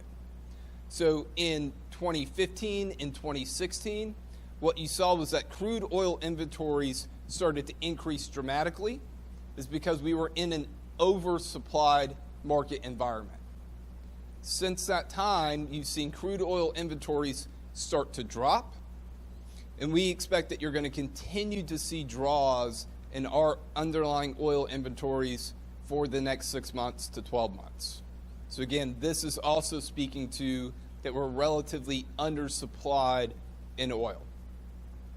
Now, the current administration has obviously tried to at least speak to the market and say oil prices are too high. They've sent tweets specifically to Saudi Arabia to increase production. And we've also talked about and have actually released a little bit of our special control of oil, or our emergency fund of oil in the United States. None of that will really be able to overcome the potential of, again, being generally undersupplied as we enter into 2019. Okay, so now I'm going to turn and focus just on the U.S. and what are some of the potential constraints that we have in the U.S. to actually be able to, again, meet an additional 2 million barrels a day of overall production. And the main constraint is the infrastructure that we have in place in the United States. So if you look at each of these individual charts, this is on the green line expectation for oil production in each underlying basin. Your blue lines are oil pipeline takeaway capacity. Now, I'm going to spend most of my time talking about the Permian. So the Permian is your top left chart. So what you see is that today we do not have enough takeaway capacity in the Permian Basin to get oil out. So what you have is that Permian oil prices are severely discounted to WTI today by about $15. Because if I can't get on a pipeline, I have to get on a truck, which is way more expensive than transporting on the pipeline. So you've seen that pricing be, again, very much a lot lower than overall WTI pricing. Now, when you look at the Permian from takeaway capacity, we're really not going to have enough takeaway capacity until 2021. There has been some announcements as it relates to converting pipelines to oil to try to help solve this issue. But our expectations are that we might solve it for 3 months, production's going to rise, and we're going to be right back in the exact same situation. So we don't necessarily think that you can depend solely on the Permian to actually capture or be able to have enough production to help the overall market. Now, when you go to some of the other basins, the Bakken Basin or the Eagle Ford, what you do see is that you have enough takeaway capacity to get oil out. So our expectations are, as you move into next year, you're going to see additional capital investment by the energy companies to start spending in other basins where they actually have pipeline capacity. So we would say the Bakken is number 2 on this list, that we would expect to see increases in production, and then the Eagle Ford being number 3. DJ Niobrara has its own issue. I'm not sure if anybody's aware of Proposition 112 that is on the ballot in Colorado. So that vote, which is going to be occurring during the midterms, it's specifically related to setbacks versus structures, implying that you cannot build a well within 2,500 feet of a house or of a commercial building. If that passes, that would basically do away with 95% of all oil production in Colorado. So it's a major vote that currently is polling about 50-50 on whether that actually passes. Now, it would be an economic disaster for Colorado because it's about $200 billion a year that they get from economic incentives and job growth. But that is also a major risk as it relates to U.S. production, is if that law actually passes. Yes?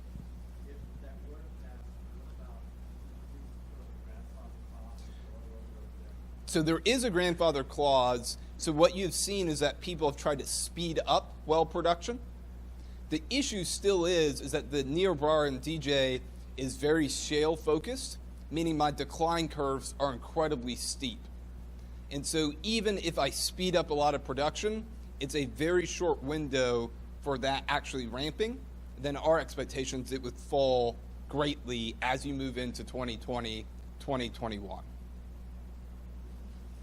Now, we would have said a month ago there's no way that this bill passes. We've been very surprised at how many people are still not aware of what this could mean economically for Colorado. So this is very much a wait and see for the November 6th elections. Now, what that still goes back to is that you're going to have to see increases in production out of the Bakken in the Eagle Ford to really make up for the potential undersupplied market. Now, what I don't have on here, and it is related to the U.S. from oil production standpoint, is Canada. Canada is facing the exact same issue that the Permian is, and that they do not have enough pipeline takeaway capacity.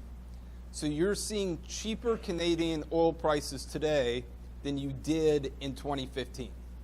So Canadian oil today trades at about $16 because you just can't get it out of the country.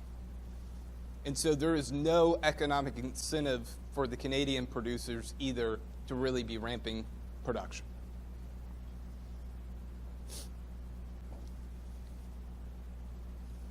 Now, I'm going to switch gears for a second and focus on natural gas because we think this is just as important as you think about overall constraints from an infrastructure standpoint and its impact on oil production as well.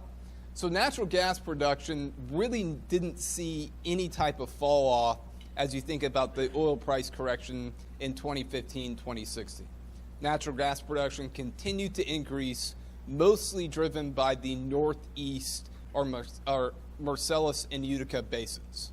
So that was a relatively new basin, incredibly economic to drill for natural gas. But what you're seeing today is that my ability to build a new pipeline in the Northeast does not exist. So you have a major pipeline called Mountain Valley that has been in the courts and has been delayed 5 times. And what it really seems like is that they are not going to allow any new pipeline be built in Pennsylvania, in Ohio, or in New York. So what you're dealing with is current production out of that region likely has somewhat flatlined, and we would not expect to see another ramp as we move forward. Now, what that means is that we're going to be more dependent on other basins for natural gas production, like the Permian, like the Eagle Ford specifically. Now, that can still be its own problem. And this chart's a little bit busy, and I get made fun of a lot for it, just what that wall looks like and the overall flow of this chart. But to us, this is very important. You have all natural gas production in the U.S. trying to get to the exact same place. So everyone is trying to get down to the Gulf Coast. And so whether that's Corpus Christi, Freeport, Sabine Pass, that is where all natural gas is trying to go. So if I'm a Northeast producer of natural gas, I only have a couple options to get on a pipeline to get down to the Gulf, because again, we're not building new pipelines to make that connection. So when I look at my production today, if I don't already have that transportation, I have to go across the country to Chicago. If I'm going to Chicago, I'm also competing with Canada, and I'm also competing with Wyoming or the Rockies overall. So what you see is a big funnel of natural gas getting stuck in Chicago that's still got to make its way down all the way to the Gulf Coast. So who has the major advantage here as it relates to natural gas production? It's everybody in Texas, because we have easy access to the Gulf. So when you think about oil production in the Permian, there is also a strip that is natural gas related. So we've seen significant increases in natural gas production coming out of the Permian Basin. The Eagle Ford plays a very important role here too, because I still have infrastructure issues in the Permian. Even though I'm that much closer, I still don't have enough pipeline to even get me to the Gulf today. So we would expect the Eagle Ford production to be increasing to fill this void of this dramatic pull of natural gas demand coming out of the Gulf Coast for exports. So we would expect to start seeing that show up in 2020 and 2021 when you have more, and I'm going to hit on this in a minute, more LNG facilities coming online, pulling additional natural gas demand. Now, Canada did just approve what's called Canada LNG. So it's on the west coast of Canada, because again, they see this issue. They don't want to compete in Chicago either for natural gas pricing.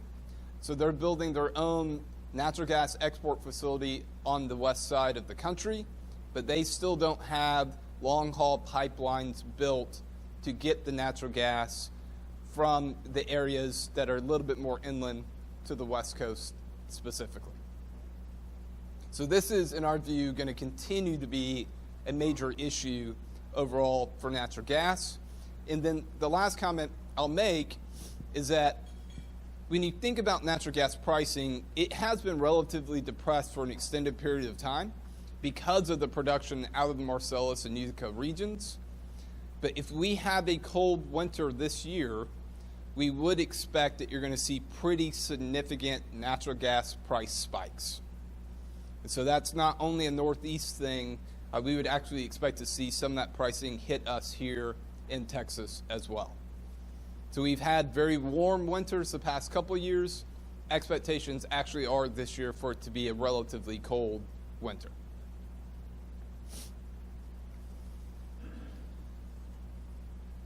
Now, from an LNG export standpoint alone, and that's your blue line, what you really see again is those exports starting to ramp dramatically in 2020, in 2021. So as more and more facilities come online in the Gulf Coast, we're going to be sucking more and more natural gas out of the United States and exporting it on a global basis. Now, where are we exporting this natural gas to? Primarily, it has been to Japan over the past 3 years. As they reduce the amount of nuclear that they use, they're trying to make the switch to natural gas. But what you've seen over the past year is negotiations with China. So when you talk about a carrot that China has as relates to trade deficits, natural gas is a big one. And so we've actually been surprised that there hasn't been a new announcement already of China agreeing to a certain amount of natural gas that they were going to secure from the U.S. Now, when Rex Tillerson was more part of these negotiations, we thought that probably was his focus. It is hard to say, is this still something that they're pushing for or not? That being said, we would expect some type of deal get announced before the end of the year. So again, that's an easy win for the current administration as relates to overall trade deficits. Now, why is this so important for China? It's important for really 3 reasons. One, their overall electricity demand continues to move higher. So this is breaking out electricity demand over the past 4 years. What you've seen is it's continued to grow. Where we are in 2018, yes, there's been lower overall demand because of a slowdown in the economic environment, but it is still growth. So why is China seeing this surge in electricity demand? It's because you have a large proportion of people moving from poverty into middle income. So over the next 10 years, they will have 350 million people move into middle income. That's the size of the United States. And so when you think about when you make that transition, what are you doing? You're generally hooking up to electricity for the first time.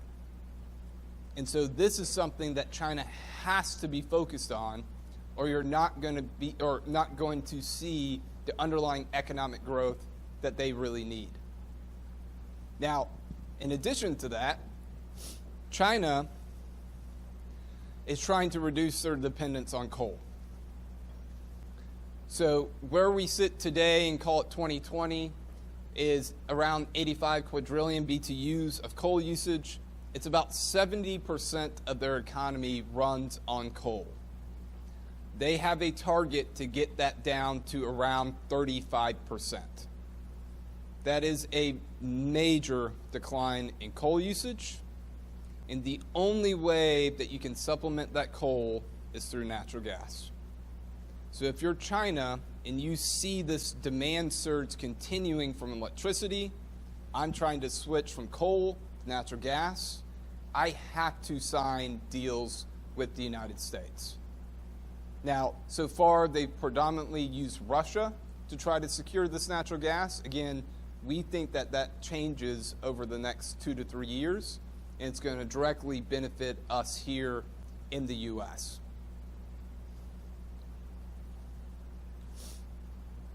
Now, when you think about exports overall, natural gas has been a very large topic, again, as we've seen LNG facilities in the Gulf Coast, but it's not just a natural gas export story. The U.S. is an exporting nation today, and so whether you're talking about natural gas or what I'm showing here is propane exports, we export more propane than we ever have. And what you've seen is that who we export to has continued to evolve. So on the left-hand side, that was in 2008. On the right-hand side, the end of 2017. what you see is that we used to just export basically to Central America. That has slowly started to change, and now we have 50% of our exports actually to Asia. So when we think about propane here, normally it's just to heat our outdoor grills, but when you move to most parts of the world, propane is a primary heating source. So again, we are the ones that are supplying the entire world from an LPG or propane standpoint. In addition, we are exporting more oil today than we ever have. So we export around 3 million barrels a day of oil. That number was basically 0 5 years ago. So it's another area that we do continue to expect to see dramatic increases in what we're exporting.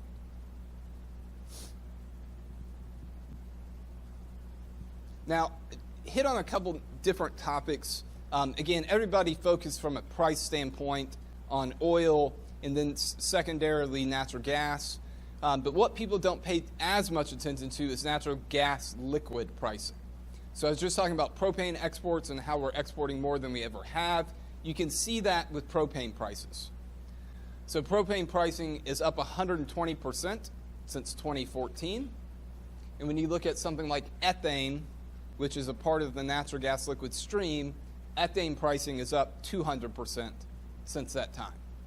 And this is solely being driven because we are sucking those liquids out of the U.S.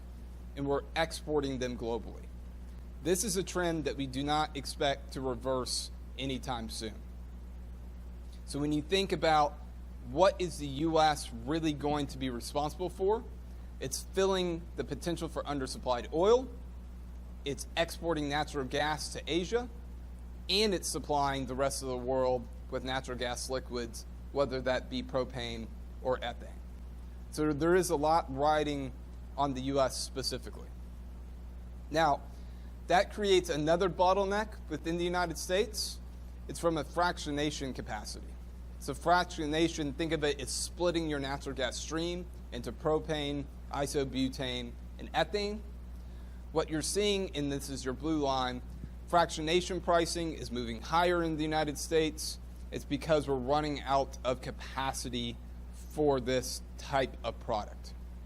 And so the other area that we expect to see pretty significant build out here domestically is for more and more fractionation types of plants. Again, where you have the most fractionation is just outside of Houston. So we'd expect to continue to see along the Gulf more and more fractionation getting built. And then the last thing as it relates to just natural gas pricing, you've also had a bunch of ethane crackers come online too. So ethane crackers mostly use that to make plastic. We've had more crackers come online in the past year and as you move into 2019 than we have in 20 years. So not only are we exporting more, we actually have more domestic demand for natural gas liquids as well. So when we talk about what area of the value chain for commodities are we the most positive on, we are far and away the most positive on propane, ethane, isobutane, and ethanol, because we see this huge domestic demand, but again, also us exporting that as well. I covered a lot of different topics there. Want to make sure we have enough time for questions as well. So again, I'm happy to discuss renewables, anything that we're seeing as it relates to other basins or other parts of the world from a production standpoint as well. So I'd love to open up for questions. Sir.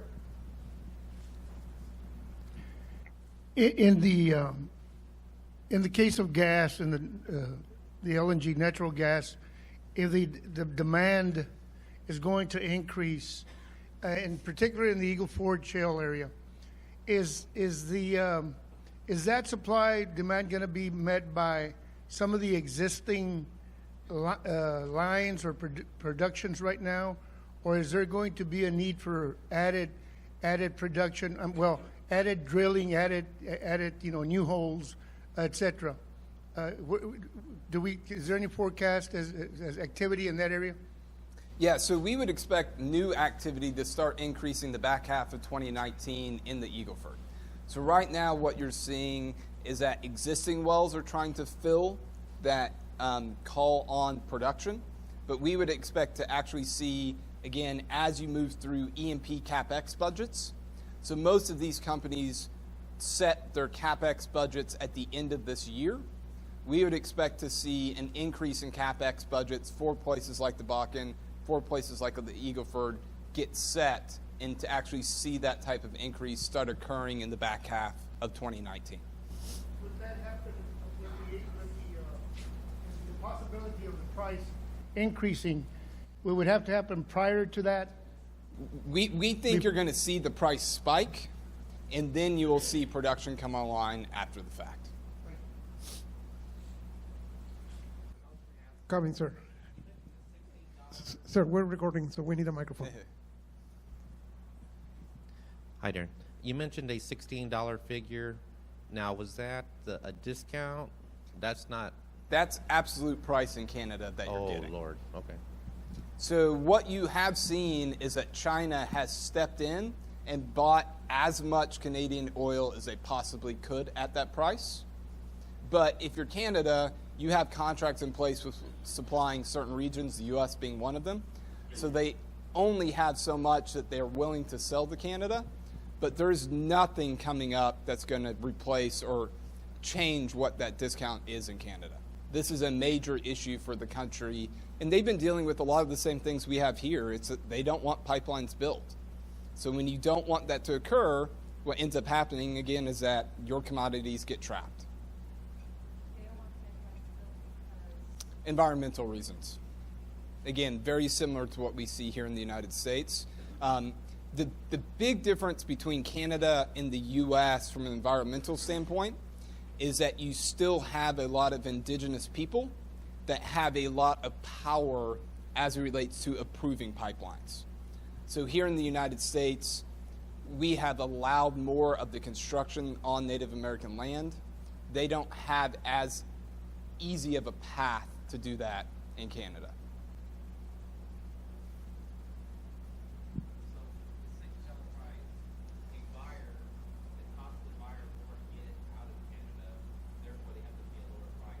That's really it. Mm-hmm. Yes, ma'am.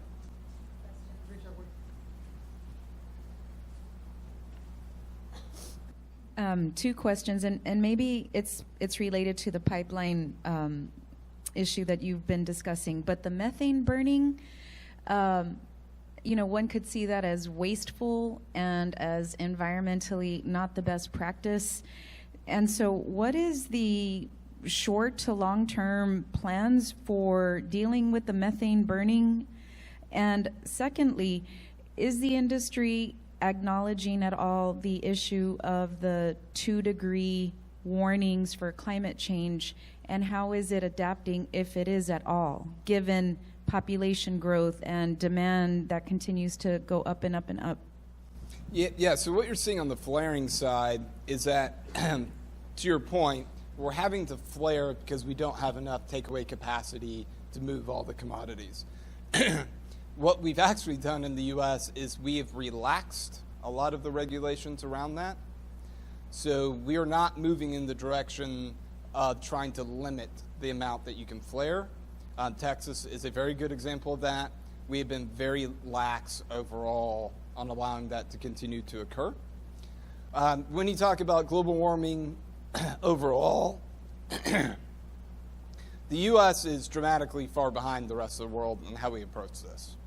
So if you look at places like Norway, places like Sweden, and Norway has a very large underlying gas supply, they have taken a very different view and stance than we have here in the U.S. So we would say there's nothing on the horizon to say we're going to be changing anything we do in the U.S. So it's really at the moment dependent upon a lot of the rest of the world to move that forward from a technology standpoint.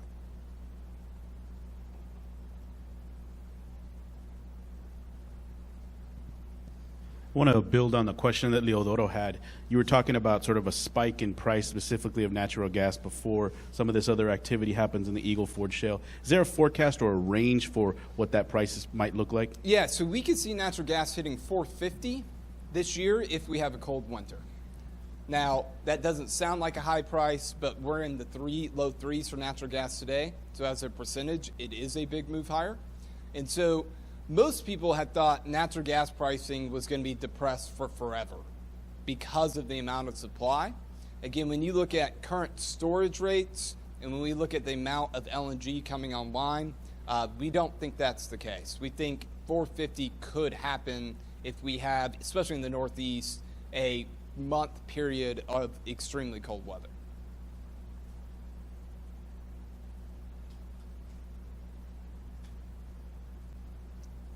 Other questions?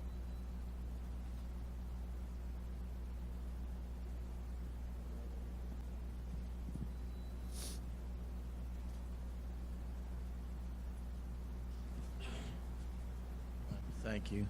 I know I have a lot of questions today. Thank you for your patience in answering those.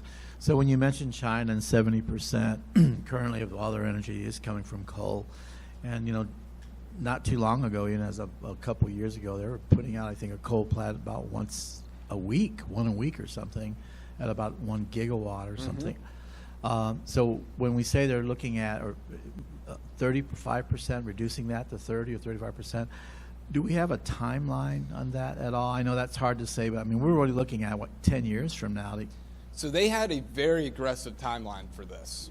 So originally they were wanting to do 2035 to get that number down. That seems too optimistic when we think about what they're having to do. But we do believe that they're not going to waver from that target. Even if it takes them longer to get there than expected, that is something that they really, really want to do, because the quality of life in certain cities in China because of the coal usage is not great. And so they're having to deal with that, just the day-to-day people not being able to go outside. So again, from an economic growth standpoint, it is a situation that they have to deal with. So we really do think that they will dramatically reduce that number and get it down. It's just a question of how long does it really take them. You were talking a little bit about Saudi Arabia and your forecast that the prince will be removed. What in the rhetoric, or what is leading you to forecast that MBS is going to be removed?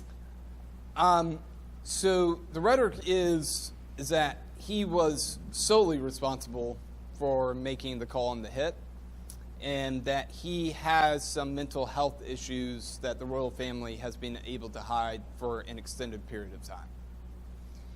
And so what we're hearing is that there have been unrest before this, and that they are trying to use this as this is their best chance if they're going to make a move in the family to go ahead and do that. Aside from Saudi Arabia bringing up production, do you see any other OPEC nations trying to pick up the slack if we do put the full sanctions on Iran? It really is Saudi Arabia by themselves. I mean, when we talk about OPEC, in reality, OPEC is Saudi Arabia. We don't think anybody else ever matters. And so it is really up to them. Outside of OPEC, you have Russia, obviously, but Russia has the exact same issue. They don't have the infrastructure in place. They haven't been able to spend money to really increase efficiencies in oil production. So our view is Russia is producing as much as they possibly can today as well. So we would not expect an additional ramp out of Russia. Yes? Do your long-term projections consider the ramp up for more production out of Mexico? So we do think Mexico is going to see an increase overall, but it is not something that we think is significant. And I keep going back to this, but a lot of it relates to the infrastructure and how easy is it to put infrastructure in place. So in Texas, I mean, we have the luxury that it's basically flat, and so putting in a pipeline is very easy. when you start going to Mexico, what you're talking about is pipelines that have to go through mountains or over mountains, and that is just such a more complicated type of construction. And so you've had some U.S. companies go in and start trying to build pipelines, but what you've seen is that they really struggled to get those pipelines to stay in place, that they actually move around a lot. And so just the underlying cost to build that type of pipeline, it's just not nearly as economic as doing something here domestically. Yes. So when it comes to U.S. production, there's been a lot of talk that U.S. refining capacity is maxed out on how much light sweet crude it can take, and that any new incremental barrels or any new production will have to go to the worldwide market. I'm curious, though, when it comes to that worldwide market, how much light sweet crude can that consume? Is it overly complex, or is it a lot simpler? It is a complex question, for sure. So what we actually expect to happen is that refining capacity in China actually starts switching to more light sweet than sour. And so we would expect to see that trend first there, but then also in Europe as well, for them to slowly start switching the refiners to be taking more light sweet. Because you're exactly right, where we stand today, you'd be dealing with the market that would be oversupplied in light sweet, but we are starting to see some trends of them already spending dollars to be making that switch. So you could have interim periods where we're oversupplied, but we think long term that the issue will resolve itself. Thank you, Darren. Yeah, thank you very much. Thank you, thank you. Let's give him a big round of applause. Mr. Turner always brings just a updated information that is so essential to what we do in sharing information to our region. He has been always, the information that he brings is fresh, and it's updated, and it's something that we like to believe that the consortium is the only organization that provides that in a general public forum to the different key stakeholders within the Eagle Ford Shale. So once again, Barbara, your group, thank you for sharing that with us we try to do it at least twice a year, and we appreciate that. It was a great presentation, wasn't it? Let's give him another round of applause.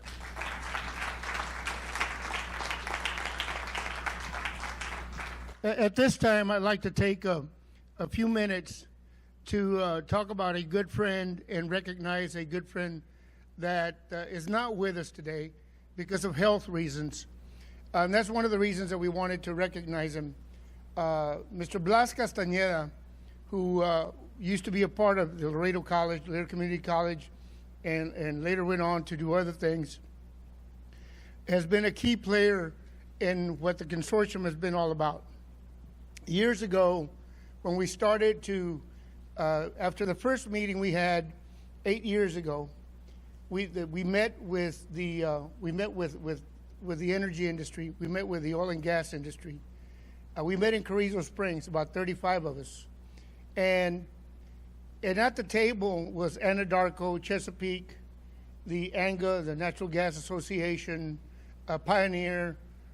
There was a few companies that were there with us. And the key question for us, those of us, because we were in the workforce system, we were the workforce agency for our area. And so we called the other workforce areas.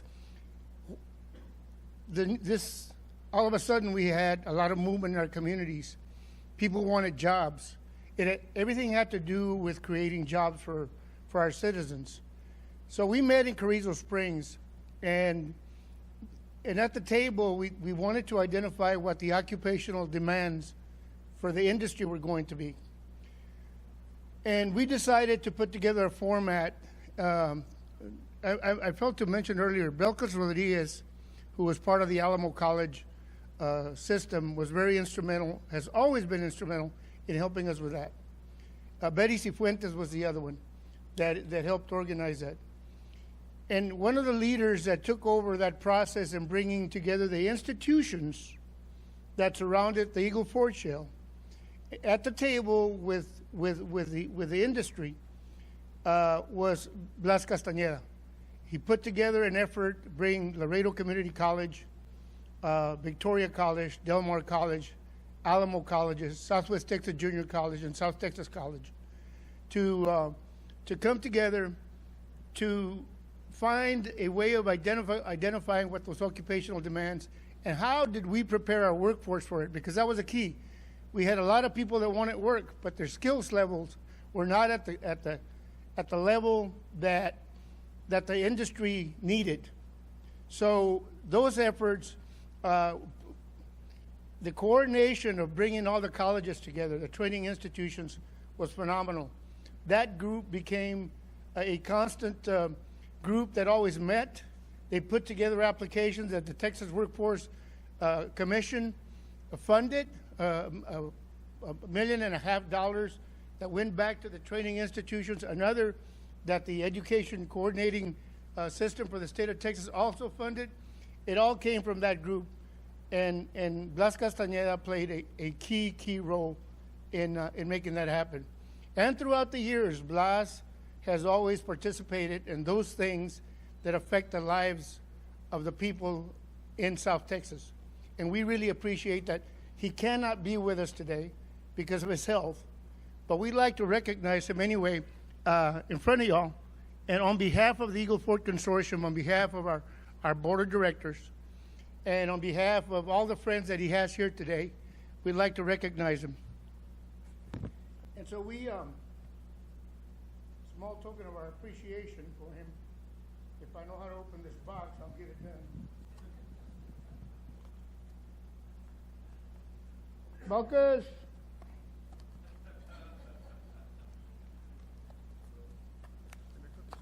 Yeah. Help me.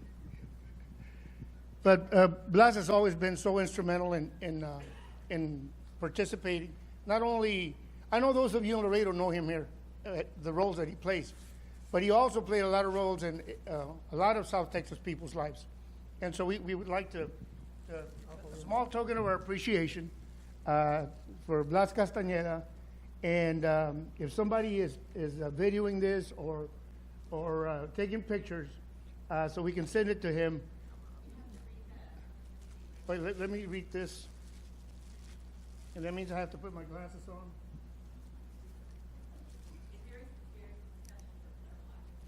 It's the one of the Founders Award from 2010 to 2018.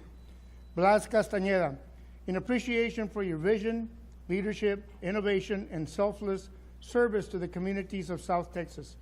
A true trailblazer clearing the path for opportunity and accessibility. So let's give him a big round of applause, even though he's not here with us. Thank you.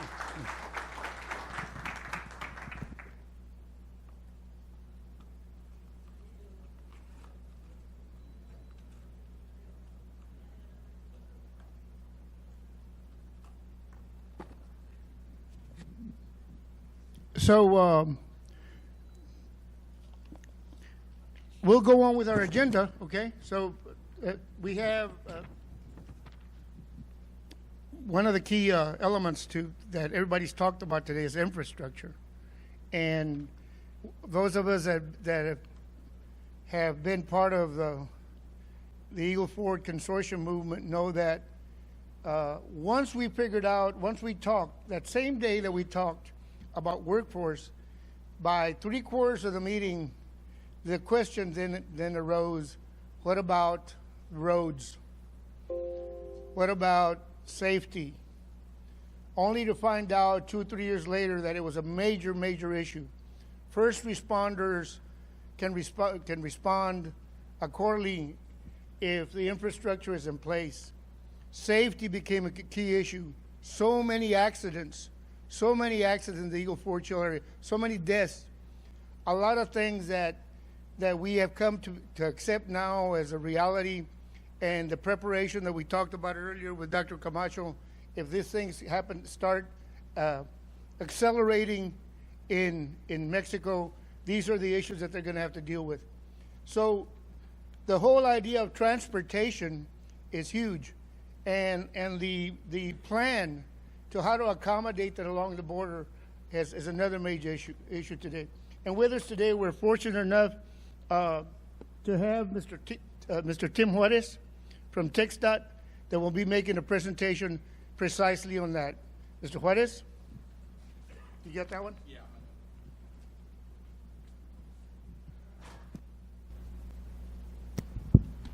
Okay, good afternoon. Can you hear me? All right. Once again, I'm Tim Juarez with the Texas Department of Transportation, Freight and International Trade Office. And so we appreciate Eagle Ford Consortium and the energy sector inviting us here today to speak with you this afternoon. Transportation is a major component in the energy sector because when exploration of oil and gas fields occur, it's going to be the transportation network that takes that heavy infrastructure, that takes that water and sand to those actual fields. And it's also going to be the transportation system that's going to extract that oil and gas until pipelines can be built. To start off my presentation today, before I begin, I would like to recognize our lead freight planner, Casey Wells, has joined us today, as well as Melissa Montemayor from the TxDOT Laredo District Office here in Laredo. In addition, a lot of the information I'm going to present today can be found out in multiple handouts, which are at the last table at the back of the room. So please help yourself to any of those handouts. And I'm going to start off with a video that TxDOT recently developed and presented at our 92nd annual TxDOT meeting a week ago. And it talks about the importance of the energy sector, but also how the transportation network and infrastructure is a true partner in that for economic development, not within only the regions, but the state and the nation as a whole. Texas is booming. Our economy is robust. Business is flourishing, unemployment is low, and opportunity is high.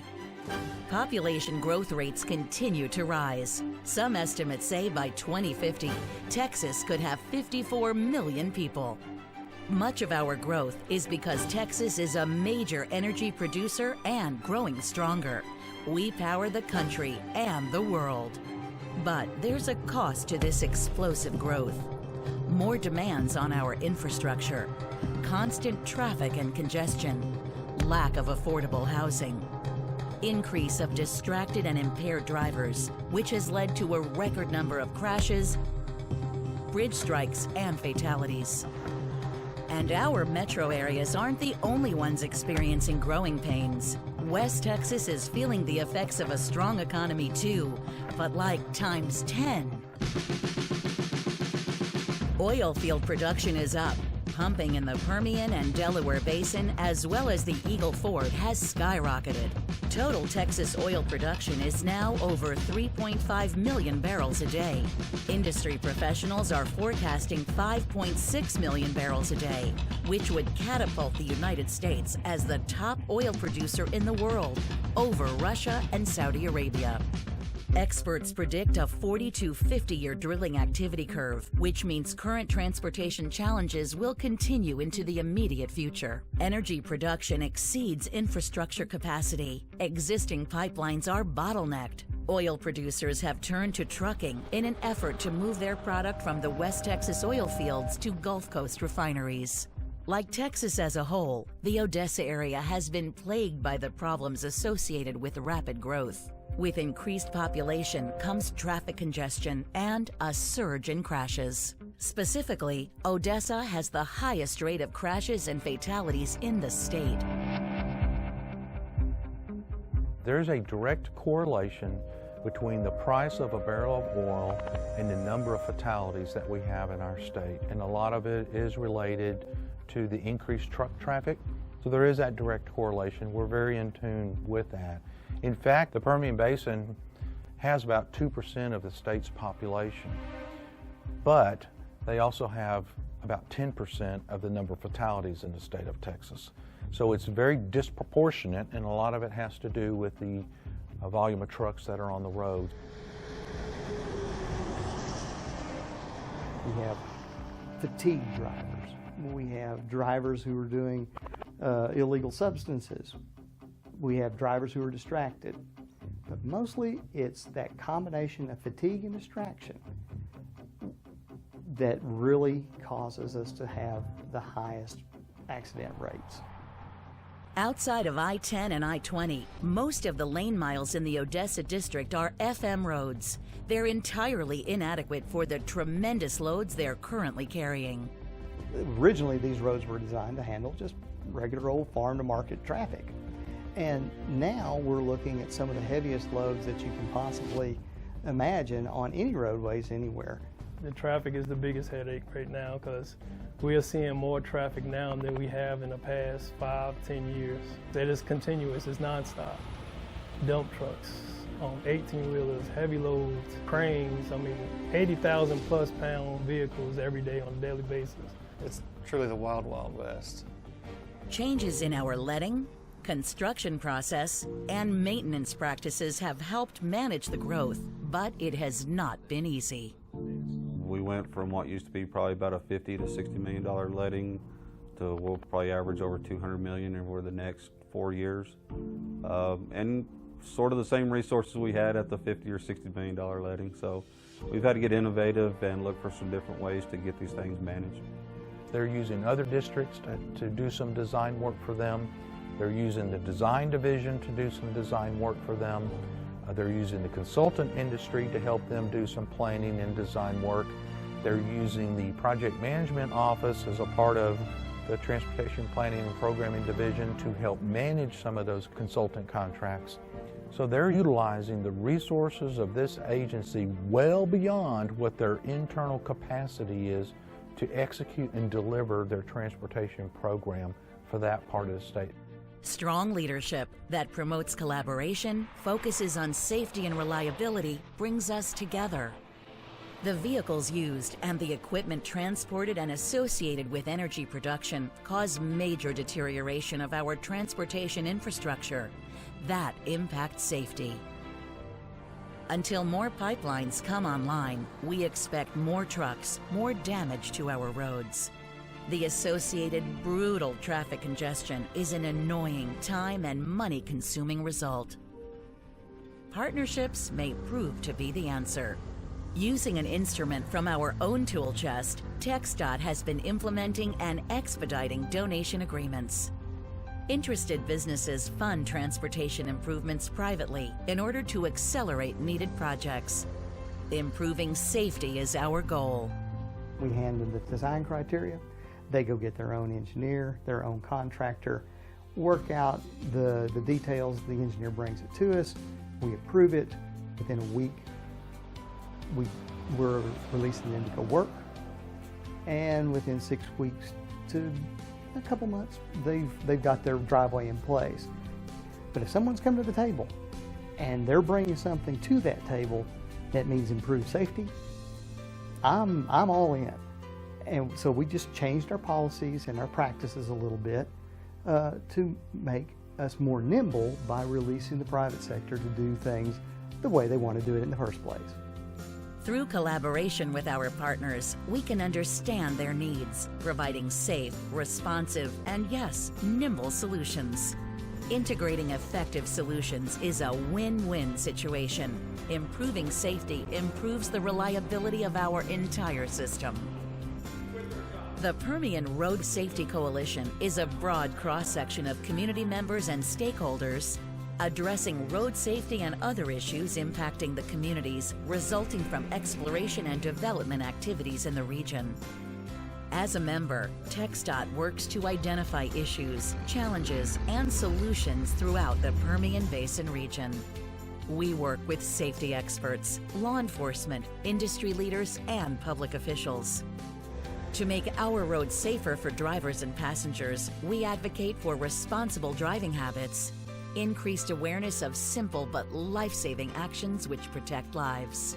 Permian Road Safety Coalition and the partnership that it creates with government agencies, non-government organizations, and of course the operators, service companies, and transportation companies is completely unique in the industry that I represent, and I've been in this over 20 years. So really, really unique relationship in terms of working together, understanding each other's needs, and answering questions and being available to one another as issues come up. And so number one risk for our folks, meaning the number one issue to them, is driving up and down the road. We spend a lot of time focused on that. So we use in-vehicle monitoring systems to understand their behaviors behind the wheel, but we also do GPS tracking of that information. We work with folks like TxDOT and other operators in the field to make sure we're sharing best practices, that we are doing everything we can to make the roadways, especially in the Permian Basin, safer for our staff and contractors. Making the basin safer includes projects on the main intersections leading to and from the oil fields and sand mines. Massive traffic backups snarl traffic daily. We have a massive little intersection that's in Kermit, just on the west side of town between State Highway 115 and State Highway 302. That one has perennial backup problems. On 285 from Pecos north all the way to the state line. In Mentone, that's where on State Highway 302 as well. That volume of traffic on roads not built to handle it is dangerous. Add in the mix of heavy industrial trucks with local traffic, and it's a hazardous combination. In the Odessa district, safely moving people and goods hits home. It's very personal for me. I also run our district traffic safety team that we meet once a month and review all of our fatality crashes as well as our work zone crashes. And I've got a lot of nieces, nephews, family, friends. You know, my wife's on the road, all my brothers, sisters, parents. And when I look at some of these fatalities, I just think how easily it could be in somebody that I knew or one of my family members. So yes, it's very personal. There's a fierce sense of pride that permeates the folks that live in West Texas, a gritty desire to persevere and shape the future, a duty, some might say. So I definitely take pride in being from Odessa and taking care of it, you know, as much as I can. And working for TxDOT, I feel that this is my district. I do take pride, and I'm committed to making this work because I'm passionate about what I do. And I really want to affect this area and have an impact, more importantly, to our employees, that they know that we care about this area and that we're going to make a difference. Making a real difference, working together with our partners, adapting new pavements, developing innovative technology, implementing turnkey designs, and improving system safety sounds a whole lot like our TxDOT goals and objectives. Our goals and objectives are how we accomplish our mission. Our mission directs our effort. Safe, reliable, integrated. Because it's people who drive our roads, our friends, our family, our neighbors. It's people who drive for work or business. It's folks traveling our great state. And in the Odessa district and across the state, the people who take care of our roads are happy to do it. And work with people who really, really want to do good things for their neighbors. It's the most rewarding feeling that you can possibly get, working with folks who really care about others. That's what it's all about. So how do we go ahead and accomplish delivering the goods throughout the state of Texas? So here you see a map that we were able to identify that notes the crude oil and natural gas pipelines. So the crude oil are identified in the solid red line. The natural gas pipelines are these light gray ones that you can see up here in the panhandle. And then the green ones has an overlay of the interstate highway system throughout the state of Texas. And so you see where we have that connectivity of pipelines going under the interstate system, the state highway system, and other facilities.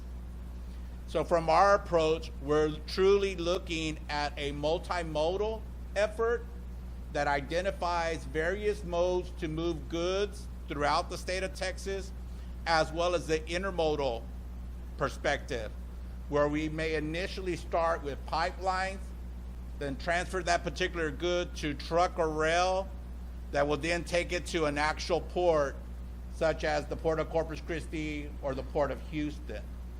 So a multimodal, intermodal perspective. So how is TxDOT going to accomplish that? Working with all of our partners, both public and private sector, from a binational perspective. Because a lot of our trade, a lot of our freight is generated or comes from Mexico, from the 4 Mexican states that border our 1,200 plus miles from Juarez, El Paso to the Port of Brownsville. So essentially, the Freight and International Trade Office of TxDOT has 2 plans which we have developed and will develop that it will address the movement of freight and goods on this one vast transportation network system. The first one being the Texas Freight Mobility Plan, and the one that I will talk about specifically that is under development is the Texas-Mexico Border Transportation Master Plan. Now, these 2 plans are driven by not only by TxDOT, but also through a committee structure. In particular, within the state of Texas, the Texas Freight Advisory Committee, made up of private and public sector members, headed by Judge Emmett out of Harris County, which are commission members, Commissioner Ryan out of Houston and Commissioner New out of the Midland-Odessa region participate actively on. In addition, we have the Texas Border Trade Advisory Committee, which actually met yesterday morning, that also takes it from an international trade perspective. To develop these 2 plans, we rely on information from infrastructure projects that Texas is either, the state is either responsible for or that in partnership with our local governments are responsible for. So for example, any expansion that may occur with a Far International Bridge, we would partner with the local government in ensuring that that expansion of the port of entry has connectivity to the transportation network system. It's also data driven in that we are able to determine truck movements utilizing A-tree data, as well as border wait time data that trucks may take the time period of entering a certain point within a port of entry, processing through that point of entry, and then coming out through the Texas site onto the transportation network system. A lot of this is driven by planning studies, feasibility studies as well. So you'll hear me talk about today from the freight component, how TxDOT will begin the implementation and development of a statewide truck parking study, also a freight infrastructure design consideration. And then we are also looking at 24-hour off-peak border crossing freight delivery. A lot of this is coordinated not only with the local governments, but from a binational perspective at the federal, state, and local levels as well. So the 2018 Texas Freight Mobility Plan was developed by TxDOT in partnership with local public and private sector members, and was adopted by our commission, our Texas Transportation Commission, in December of 2017. And essentially, it is a framework or blueprint that notes an integrated multimodal freight transportation system, ensuring efficient, reliable, and safe movement of goods in Texas. Safety and security is a big component of the goals within TxDOT. The purpose was to facilitate continued economic growth through a multimodal investment strategies for that efficient movement of goods and freight.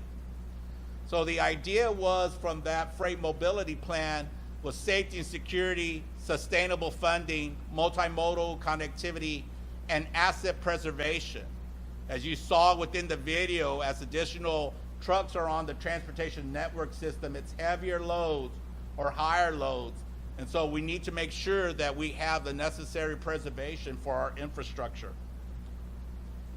Key freight transportation challenges as identified was capacity and congestion, especially within West Texas and a lot of the energy sector segments as those segments continue to grow. Ensuring that we had an operation of the system that allowed that free movement of that freight with safety into consideration as well as connectivity, where it begins as its point of origin and that connectivity to its point of destination. We also included border crossings so that as an output of the freight mobility plan, we could utilize that as a starting basis for the development of the Texas-Mexico Border Transportation Master Plan. And then we also identified funding from various respective sources to ensure that we had the development of that infrastructure to meet the freight movement regardless of what sector, economy sector it came from. Freight plan recommendations. We had broad policy recommendations to enhance a comprehensive freight planning element. We looked at programs and initiatives that could be undertaken to achieve those policy goals. But most importantly, we wanted to make sure that we had the infrastructure investments that would support those policy goals while improving freight movement throughout the entire state. Here you see identified is the Texas Multimodal Freight Network.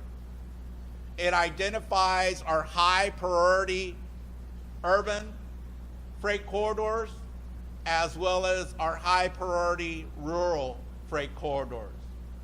We want to be able to ensure that those goods that are generated either through the 3 border regions or from rural areas have that connectivity to the marketplace, be it San Antonio, Houston, or the Port of Corpus Christi and Dallas-Fort Worth. So recommendations of the actual freight program was to ensure that we had design standards that meet the current freight loads. As you saw in the video, we had some issues regarding pavement as well as bridge infrastructure. And so what the centric design standards will address is those 2 particular items. In addition, many of you know that we have many trucks parked along the way of the highway system.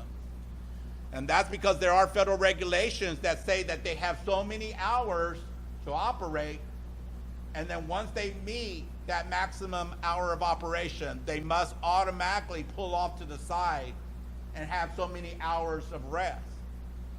So for truckers, they generate their money from point of origin until point of destination.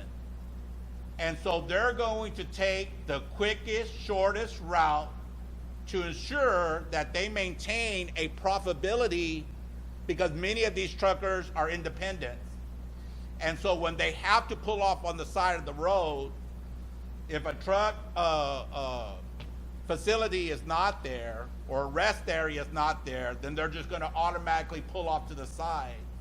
So what this truck parking needs assessment will help us do is take an inventory of the major freight corridors, where those parking needs are, and then identify how best to address to ensure that the trucking needs are met so that we continue to have efficient flow and safety of the actual transportation network system. We also are incorporating multimodal freight network from an operations and technology standpoint for that efficient movement of goods. And then there are some other additional studies that we will undertake as well. So as part of the freight mobility plan, all state DOTs were required to identify how they will best meet those needs. And in Texas, we developed a 10-year unconstrained freight investment plan. And in the unconstrained freight investment plan, we noted about a little under 2,600 projects with a need about $66 billion. 91% of those were on planned highway projects, with about 4% on planned rail. And then there are another 5% from other modes considered by our public and private sector participants. So where do we go from here, since the freight plan has been adopted by our Transportation Commission and accepted by USDOT? So TxDOT is going to develop this truck parking study that will assess and address truck parking needs with practical, innovative, and cost-effective strategies, with the goal to enhance safety, mobility, and efficiency of the multimodal freight network. We're also going to develop strategies to meet truck parking needs across the strait by partnering with the private sector. So you as companies of oil and gas, you as warehouse owners, you as truck companies shipping freight, we are asking for your participation, because the truck parking is for your needs, so that we can be able to address your concerns from a safety and security aspect. The objective is to help identify specific truck parking needs throughout the entire state, while assessing our current and future technology to help drivers. And it's going to recommend strategies to address those current and future parking needs. In addition, we're going to develop a freight-centric design guideline that addresses functional design and operational issues from a roadway perspective that will enhance mobility, safety, and security throughout the system, take into account freight vehicle considerations. We want to be able to apply cost-effective methods to improve statewide what we call, and what the trucking industry call, first and last mile freight system delivery. We want to be able to reduce cost and frequency of highway maintenance, because as noted in the video, that is an expensive cost to the state and to the Department of Transportation. And we want to be able to improve that multimodal access as we utilize the various modes throughout the entire system. We will also be conducting regional freight plans that will address local and regional freight activities, challenges, opportunities, and strategies. This will help us enhance that multimodal statewide freight transportation and economic competitiveness by integrating freight planning into the local and regional planning process, to help us identify what those regional freight needs are, as well as provide opportunities to impact that freight network and have a positive impact on economic development from a regional perspective.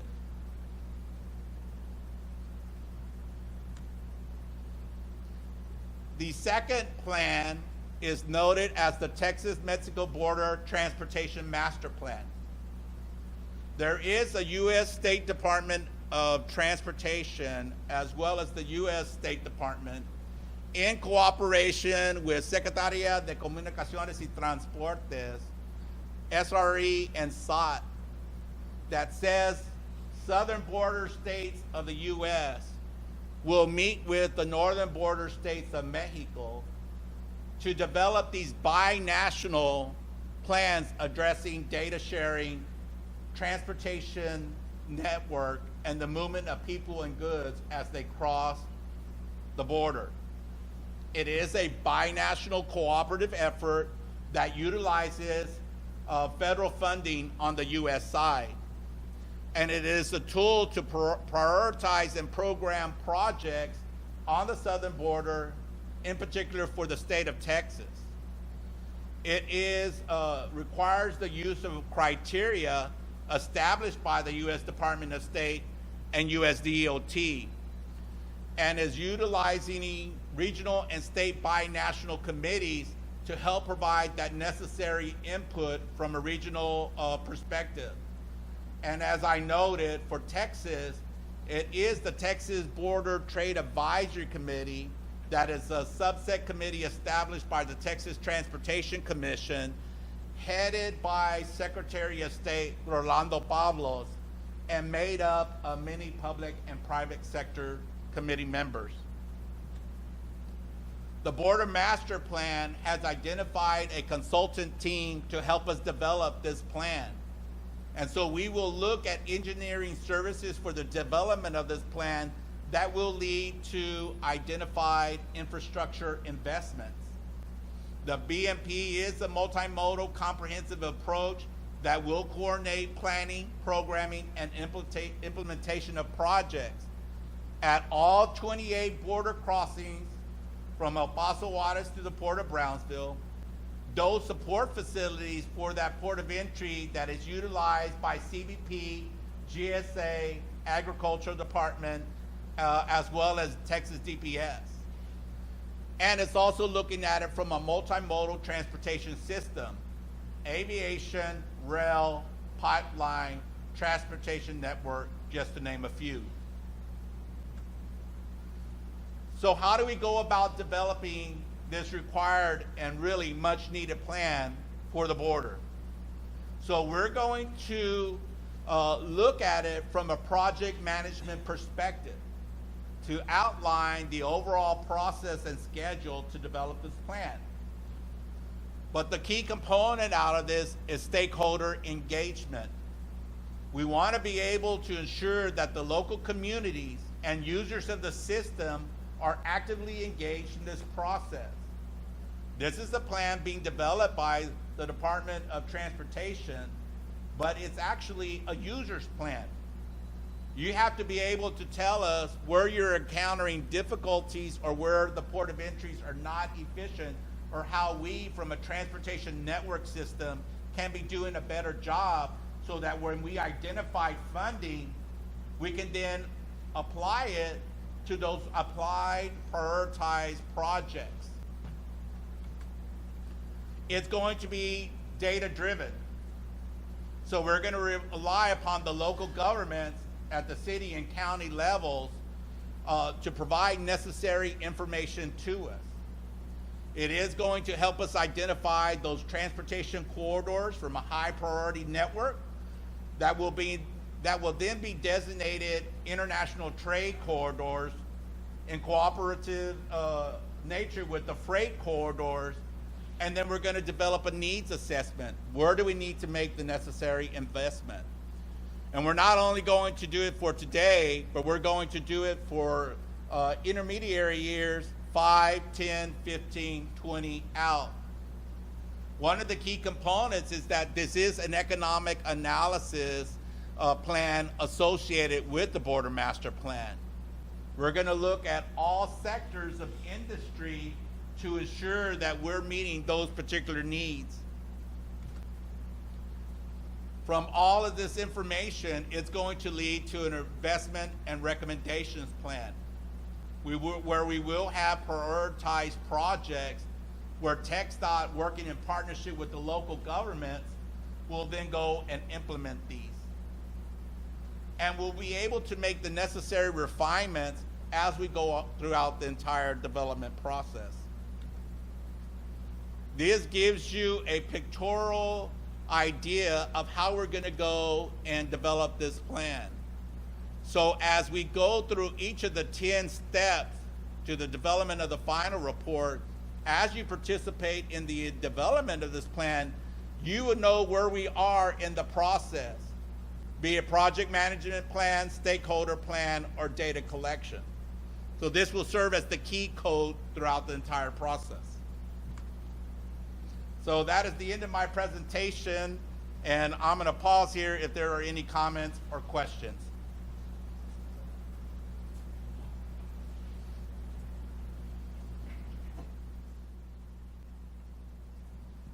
Thank you. Yeah, you were talking about your connectivity and your trade corridors and stuff like that. I know that earlier Mr. Turner talked about, pipelines getting full and getting the oil via truck or rail from the Permian Basin down this way. I know years ago I heard that Texas had a Port to Plains freeway system that they were thinking about to connect down by Laredo. Upper 27 comes into Lubbock and make that an interstate all the way through to connect the port of Laredo at that time to Lubbock, where get all the trucks off these little narrow 2-lane roads and anything. Has there been any more progress on that, or is that just a rumor I heard, or? No, so TxDOT continues to work with the local governments from Midland, Odessa, and a little north of that area, south to Laredo, to explore that ports to plane connectivity. We will actually be attending the Ports to Plane conference in Del Rio and Acuña next week to not only hear where that association is at for the development of the Ports to Plane efforts, but also provide information from a TxDOT perspective. From the Texas Transportation Commission, all of TxDOT districts have been given directives to look at not only the major transportation corridors, but ancillary corridors such as these farm to markets, to ensure what we call Super 2s are connected throughout and make an entire system. In addition to that, our commission under Commissioner New from the Midland Odessa region has been looking at the Texas trunk system and how we can make that an ancillary system or secondary system to the interstate system, so that as natural disasters occur, such as Hurricane Harvey along the coast, that we continue to have a system that moves freight throughout the entire network. Because there is an impact to the freight community, there's an impact to the goods community, and there's an impact from an economic development perspective. So that is also an initiative we're looking at. But I will note, as many of you know, one of the constraints is available funding.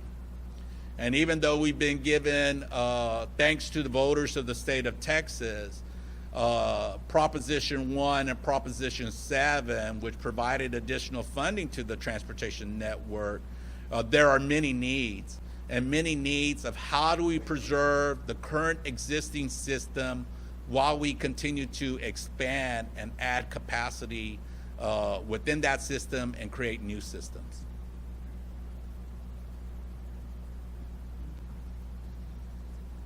Any other questions or comments?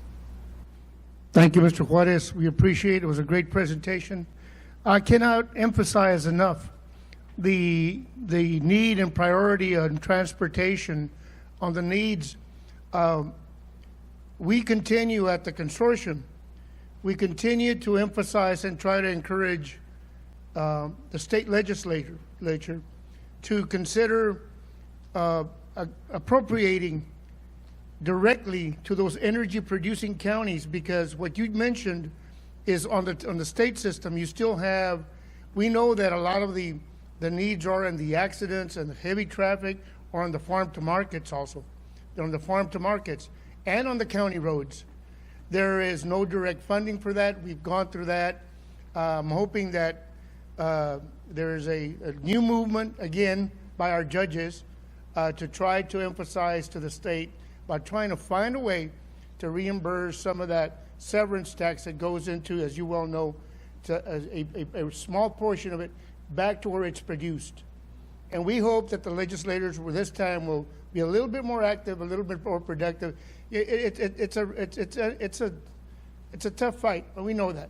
And by the way, I'd like to welcome our good friend Judge Jim Huff from Live Oak County, who is one of our leaders in that in the Eagle Ford Consortium. Judge, good to have you.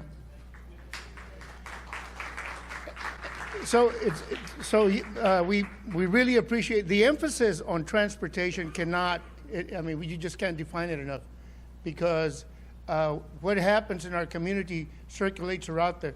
And before we close out, I'd like to kind of have a little perspective on that, just to give, as you well know, having an inner perspective on what's going on in the shale is very important to us. And we do these meetings quarterly to kind of bring us up to date where we are. And I know I'll give you and then I'm going to ask Paula to give us a just snapshot of what's happening in Dimmitt County, because that's another heavy producing energy county. I'm going to ask Don Timrak from Karnes County. I'm going to ask Judge Hoff to kind of share with us what's happening in Live Oak real quick as far as the updated, the latest situation. We always kind of measure each other to see what's happening in the Eagle Ford Shale. And I can tell with you from living in Cotulla in LaSalle County that the activity has increased tremendously, significantly. And one of the measuring tools, and when you're driving home from here to San Antonio, you can always look at it.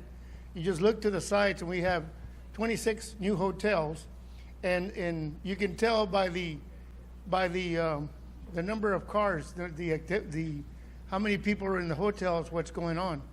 And if you do that, you'll get a snapshot that there's a significant increase of activity. We measure that also by our sales tax, by our hotel motel occupancy tax, and I will tell you that in LaSalle County, that particular area of activity has significantly increased a lot in the last 6 months or so. Judge, would you like to give us a little perspective on Live Oak? Yes, thank you, Ladora. Good afternoon, ladies and gentlemen. My name is Jim Huff. Live Oak County is located midway between San Antonio and Corpus Christi. We border McMullen, Atascosa, Karnes, San Patricio, Duval, and Jim Wells. Probably the northern quarter of Live Oak County is in what I'd call the sweet spots of the Eagle Ford Shale. Within the last year, we've probably seen about a 50% uptick in drilling, which, you know, drill, baby, drill. I wish I had a bumper sticker that said that. But, yes, things are looking better. Our motels definitely have a higher occupancy. When we get the uptick, when we get the spring in it, so to speak, then we go back to our roads. And we kind of had a little relief there for a while. But, yes, our roads, both county and state, are definitely beginning to take a beating. It's part of the program, but it is very hard for our commissioners have a harder time in 2018 and in 2019 in trying to keep things up than we did in 2017. But yes, it definitely is improving. We've seen more leasing. We've seen more large transmission lines. I think we have a total of 4. 2 of them are pretty well planned out, but yeah, things are better. 2019 will be better, and 2020, we're hoping. That's right. Yes. Thank you, Judge. Appreciate that. Paula?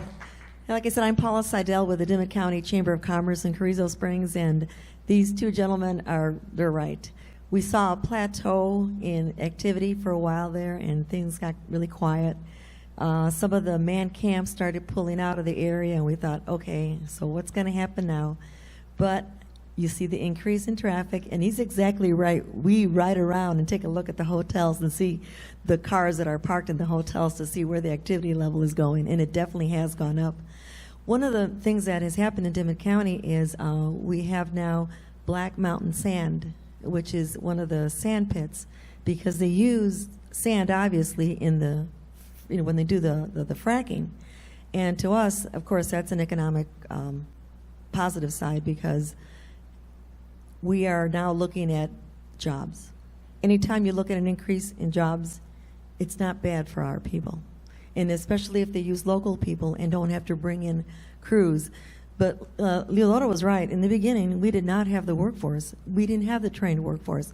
And because of the positive impact of all the colleges getting together, creating the curriculums, creating the ability for our people to get educated to be able to stock those jobs, that was definitely a positive for our organizations and our people and everybody else in Dimmitt County. So we look forward to the positive side again. And here we go again, back up again. Thank you, Leodoro. Thank you, Paula. Don? I guess when this all started, we overnight were declared the official white pickup truck capital of the world in Karnes County. And in the last few months, we've lost that distinction. We're now the frac sand truck capital of the world. And listening to my good friend Jim Huff, I think he spoke for us too. It's all those things all over again. But it's not with the same chaos at high volume that we experienced before. And we don't react quite with that knee-jerk reaction we did to begin with. Now it's kind of, yeah, okay. But we've seen the uptick in everything. And I know we're not controlling it, but it seems more controlled. And that the companies that are coming in and taking over old, closed, or abandoned yards now, giving new life to the fear that I had all along when I was going to college, and I remember going through Alice and seeing those yards that became cemeteries, those pipe yards that, the pedestals that were sticking out of the ground from connections of long ago, and I never wanted that for my community.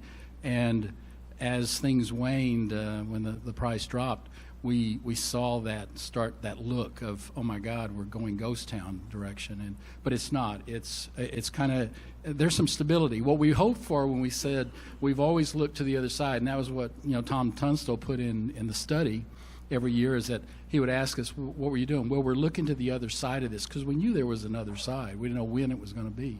But now we're here, and the infrastructure, we had time to breathe, we had time to catch up, and that's what we did in our area. So we're thankful for what's taken place. I really appreciate the Invesco presentation, because that gives us more hope on our horizon for good things for a few years. So I think it speaks to pretty much everybody that's in South Texas as part of the Eagle Ford Shale. That's where we're at. Yeah, we did hear a couple of extremely good points in our luncheon presentation. One of them was, as you well know, we've been talking about the Cheniere plant in Corpus Christi opening up, and they're still scheduled, I believe, for March 2019 to export out the first shipment. And when we heard that, and then you combine that with what Darren told us today at noon in Invesco, telling us that the price of gas, if things go with the way they project, will be at $4.50 at some time, during the winter, then you combine those two, and that you're talking about some significant activity, because no longer are you based on the whatever is coming in through the pipelines existing, but you're talking about new activity and drilling and getting a new product out also. And so it's all good news as far as those of us that have learned to have a respect for the industry, that have learned to work with them. There's still challenges ahead of us. The Consortium has always taken the position that we're here to represent the best interest of our communities. Nobody else, just our communities. Whether we have a good relation with the industry or not is besides the point. Our communities come first. And that's always been very significantly who we are. That's the sustainability that we always talked about. We talked about it from year one when we had our first annual conference in 2012, that the sustainability of the shale area of our communities in the long run was what mattered to us, because that's what we're going to hand over to our grandchildren. And so it's very important. Second thing that I want to remind people of is what was mentioned earlier.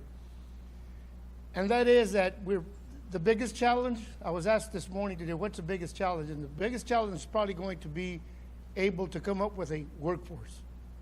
We are going to be, we're probably not going to have a big enough workforce to feed into the system.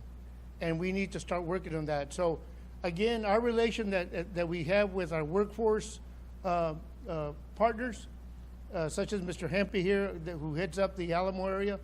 George heads up a significant part of what feeds into the area, because it's out of the Bexar County. It's our biggest metropolitan area.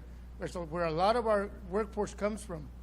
Our partners in Corpus Christi, the Coastal Bend group, is another key point, and of course the other one, and Rogelio Trevino, but those are the three. I call them the three key points for years. That everything in between is where the shell was. It's Laredo, Corpus Christi, and San Antonio. Everything else in between. So our workforce is, whether we like it or not, because just of sheer numbers, is going to be coming from those areas and those areas that surround it, that surround those three metropolitan areas. So keep in mind that that is something that we need to be thinking about as we see the development of what we call the resurgence, whatever you want to call it. The key thing is that we do not want to be caught. We do not want to repeat the mistakes that we made the first time around. We want to be ready for whatever comes. On behalf of the Eagle Ford Consortium, Dr. Solis, we can't thank you enough for hosting us. As always, your staff does a magnificent job in taking care of us, so we thank you for that, Lynn.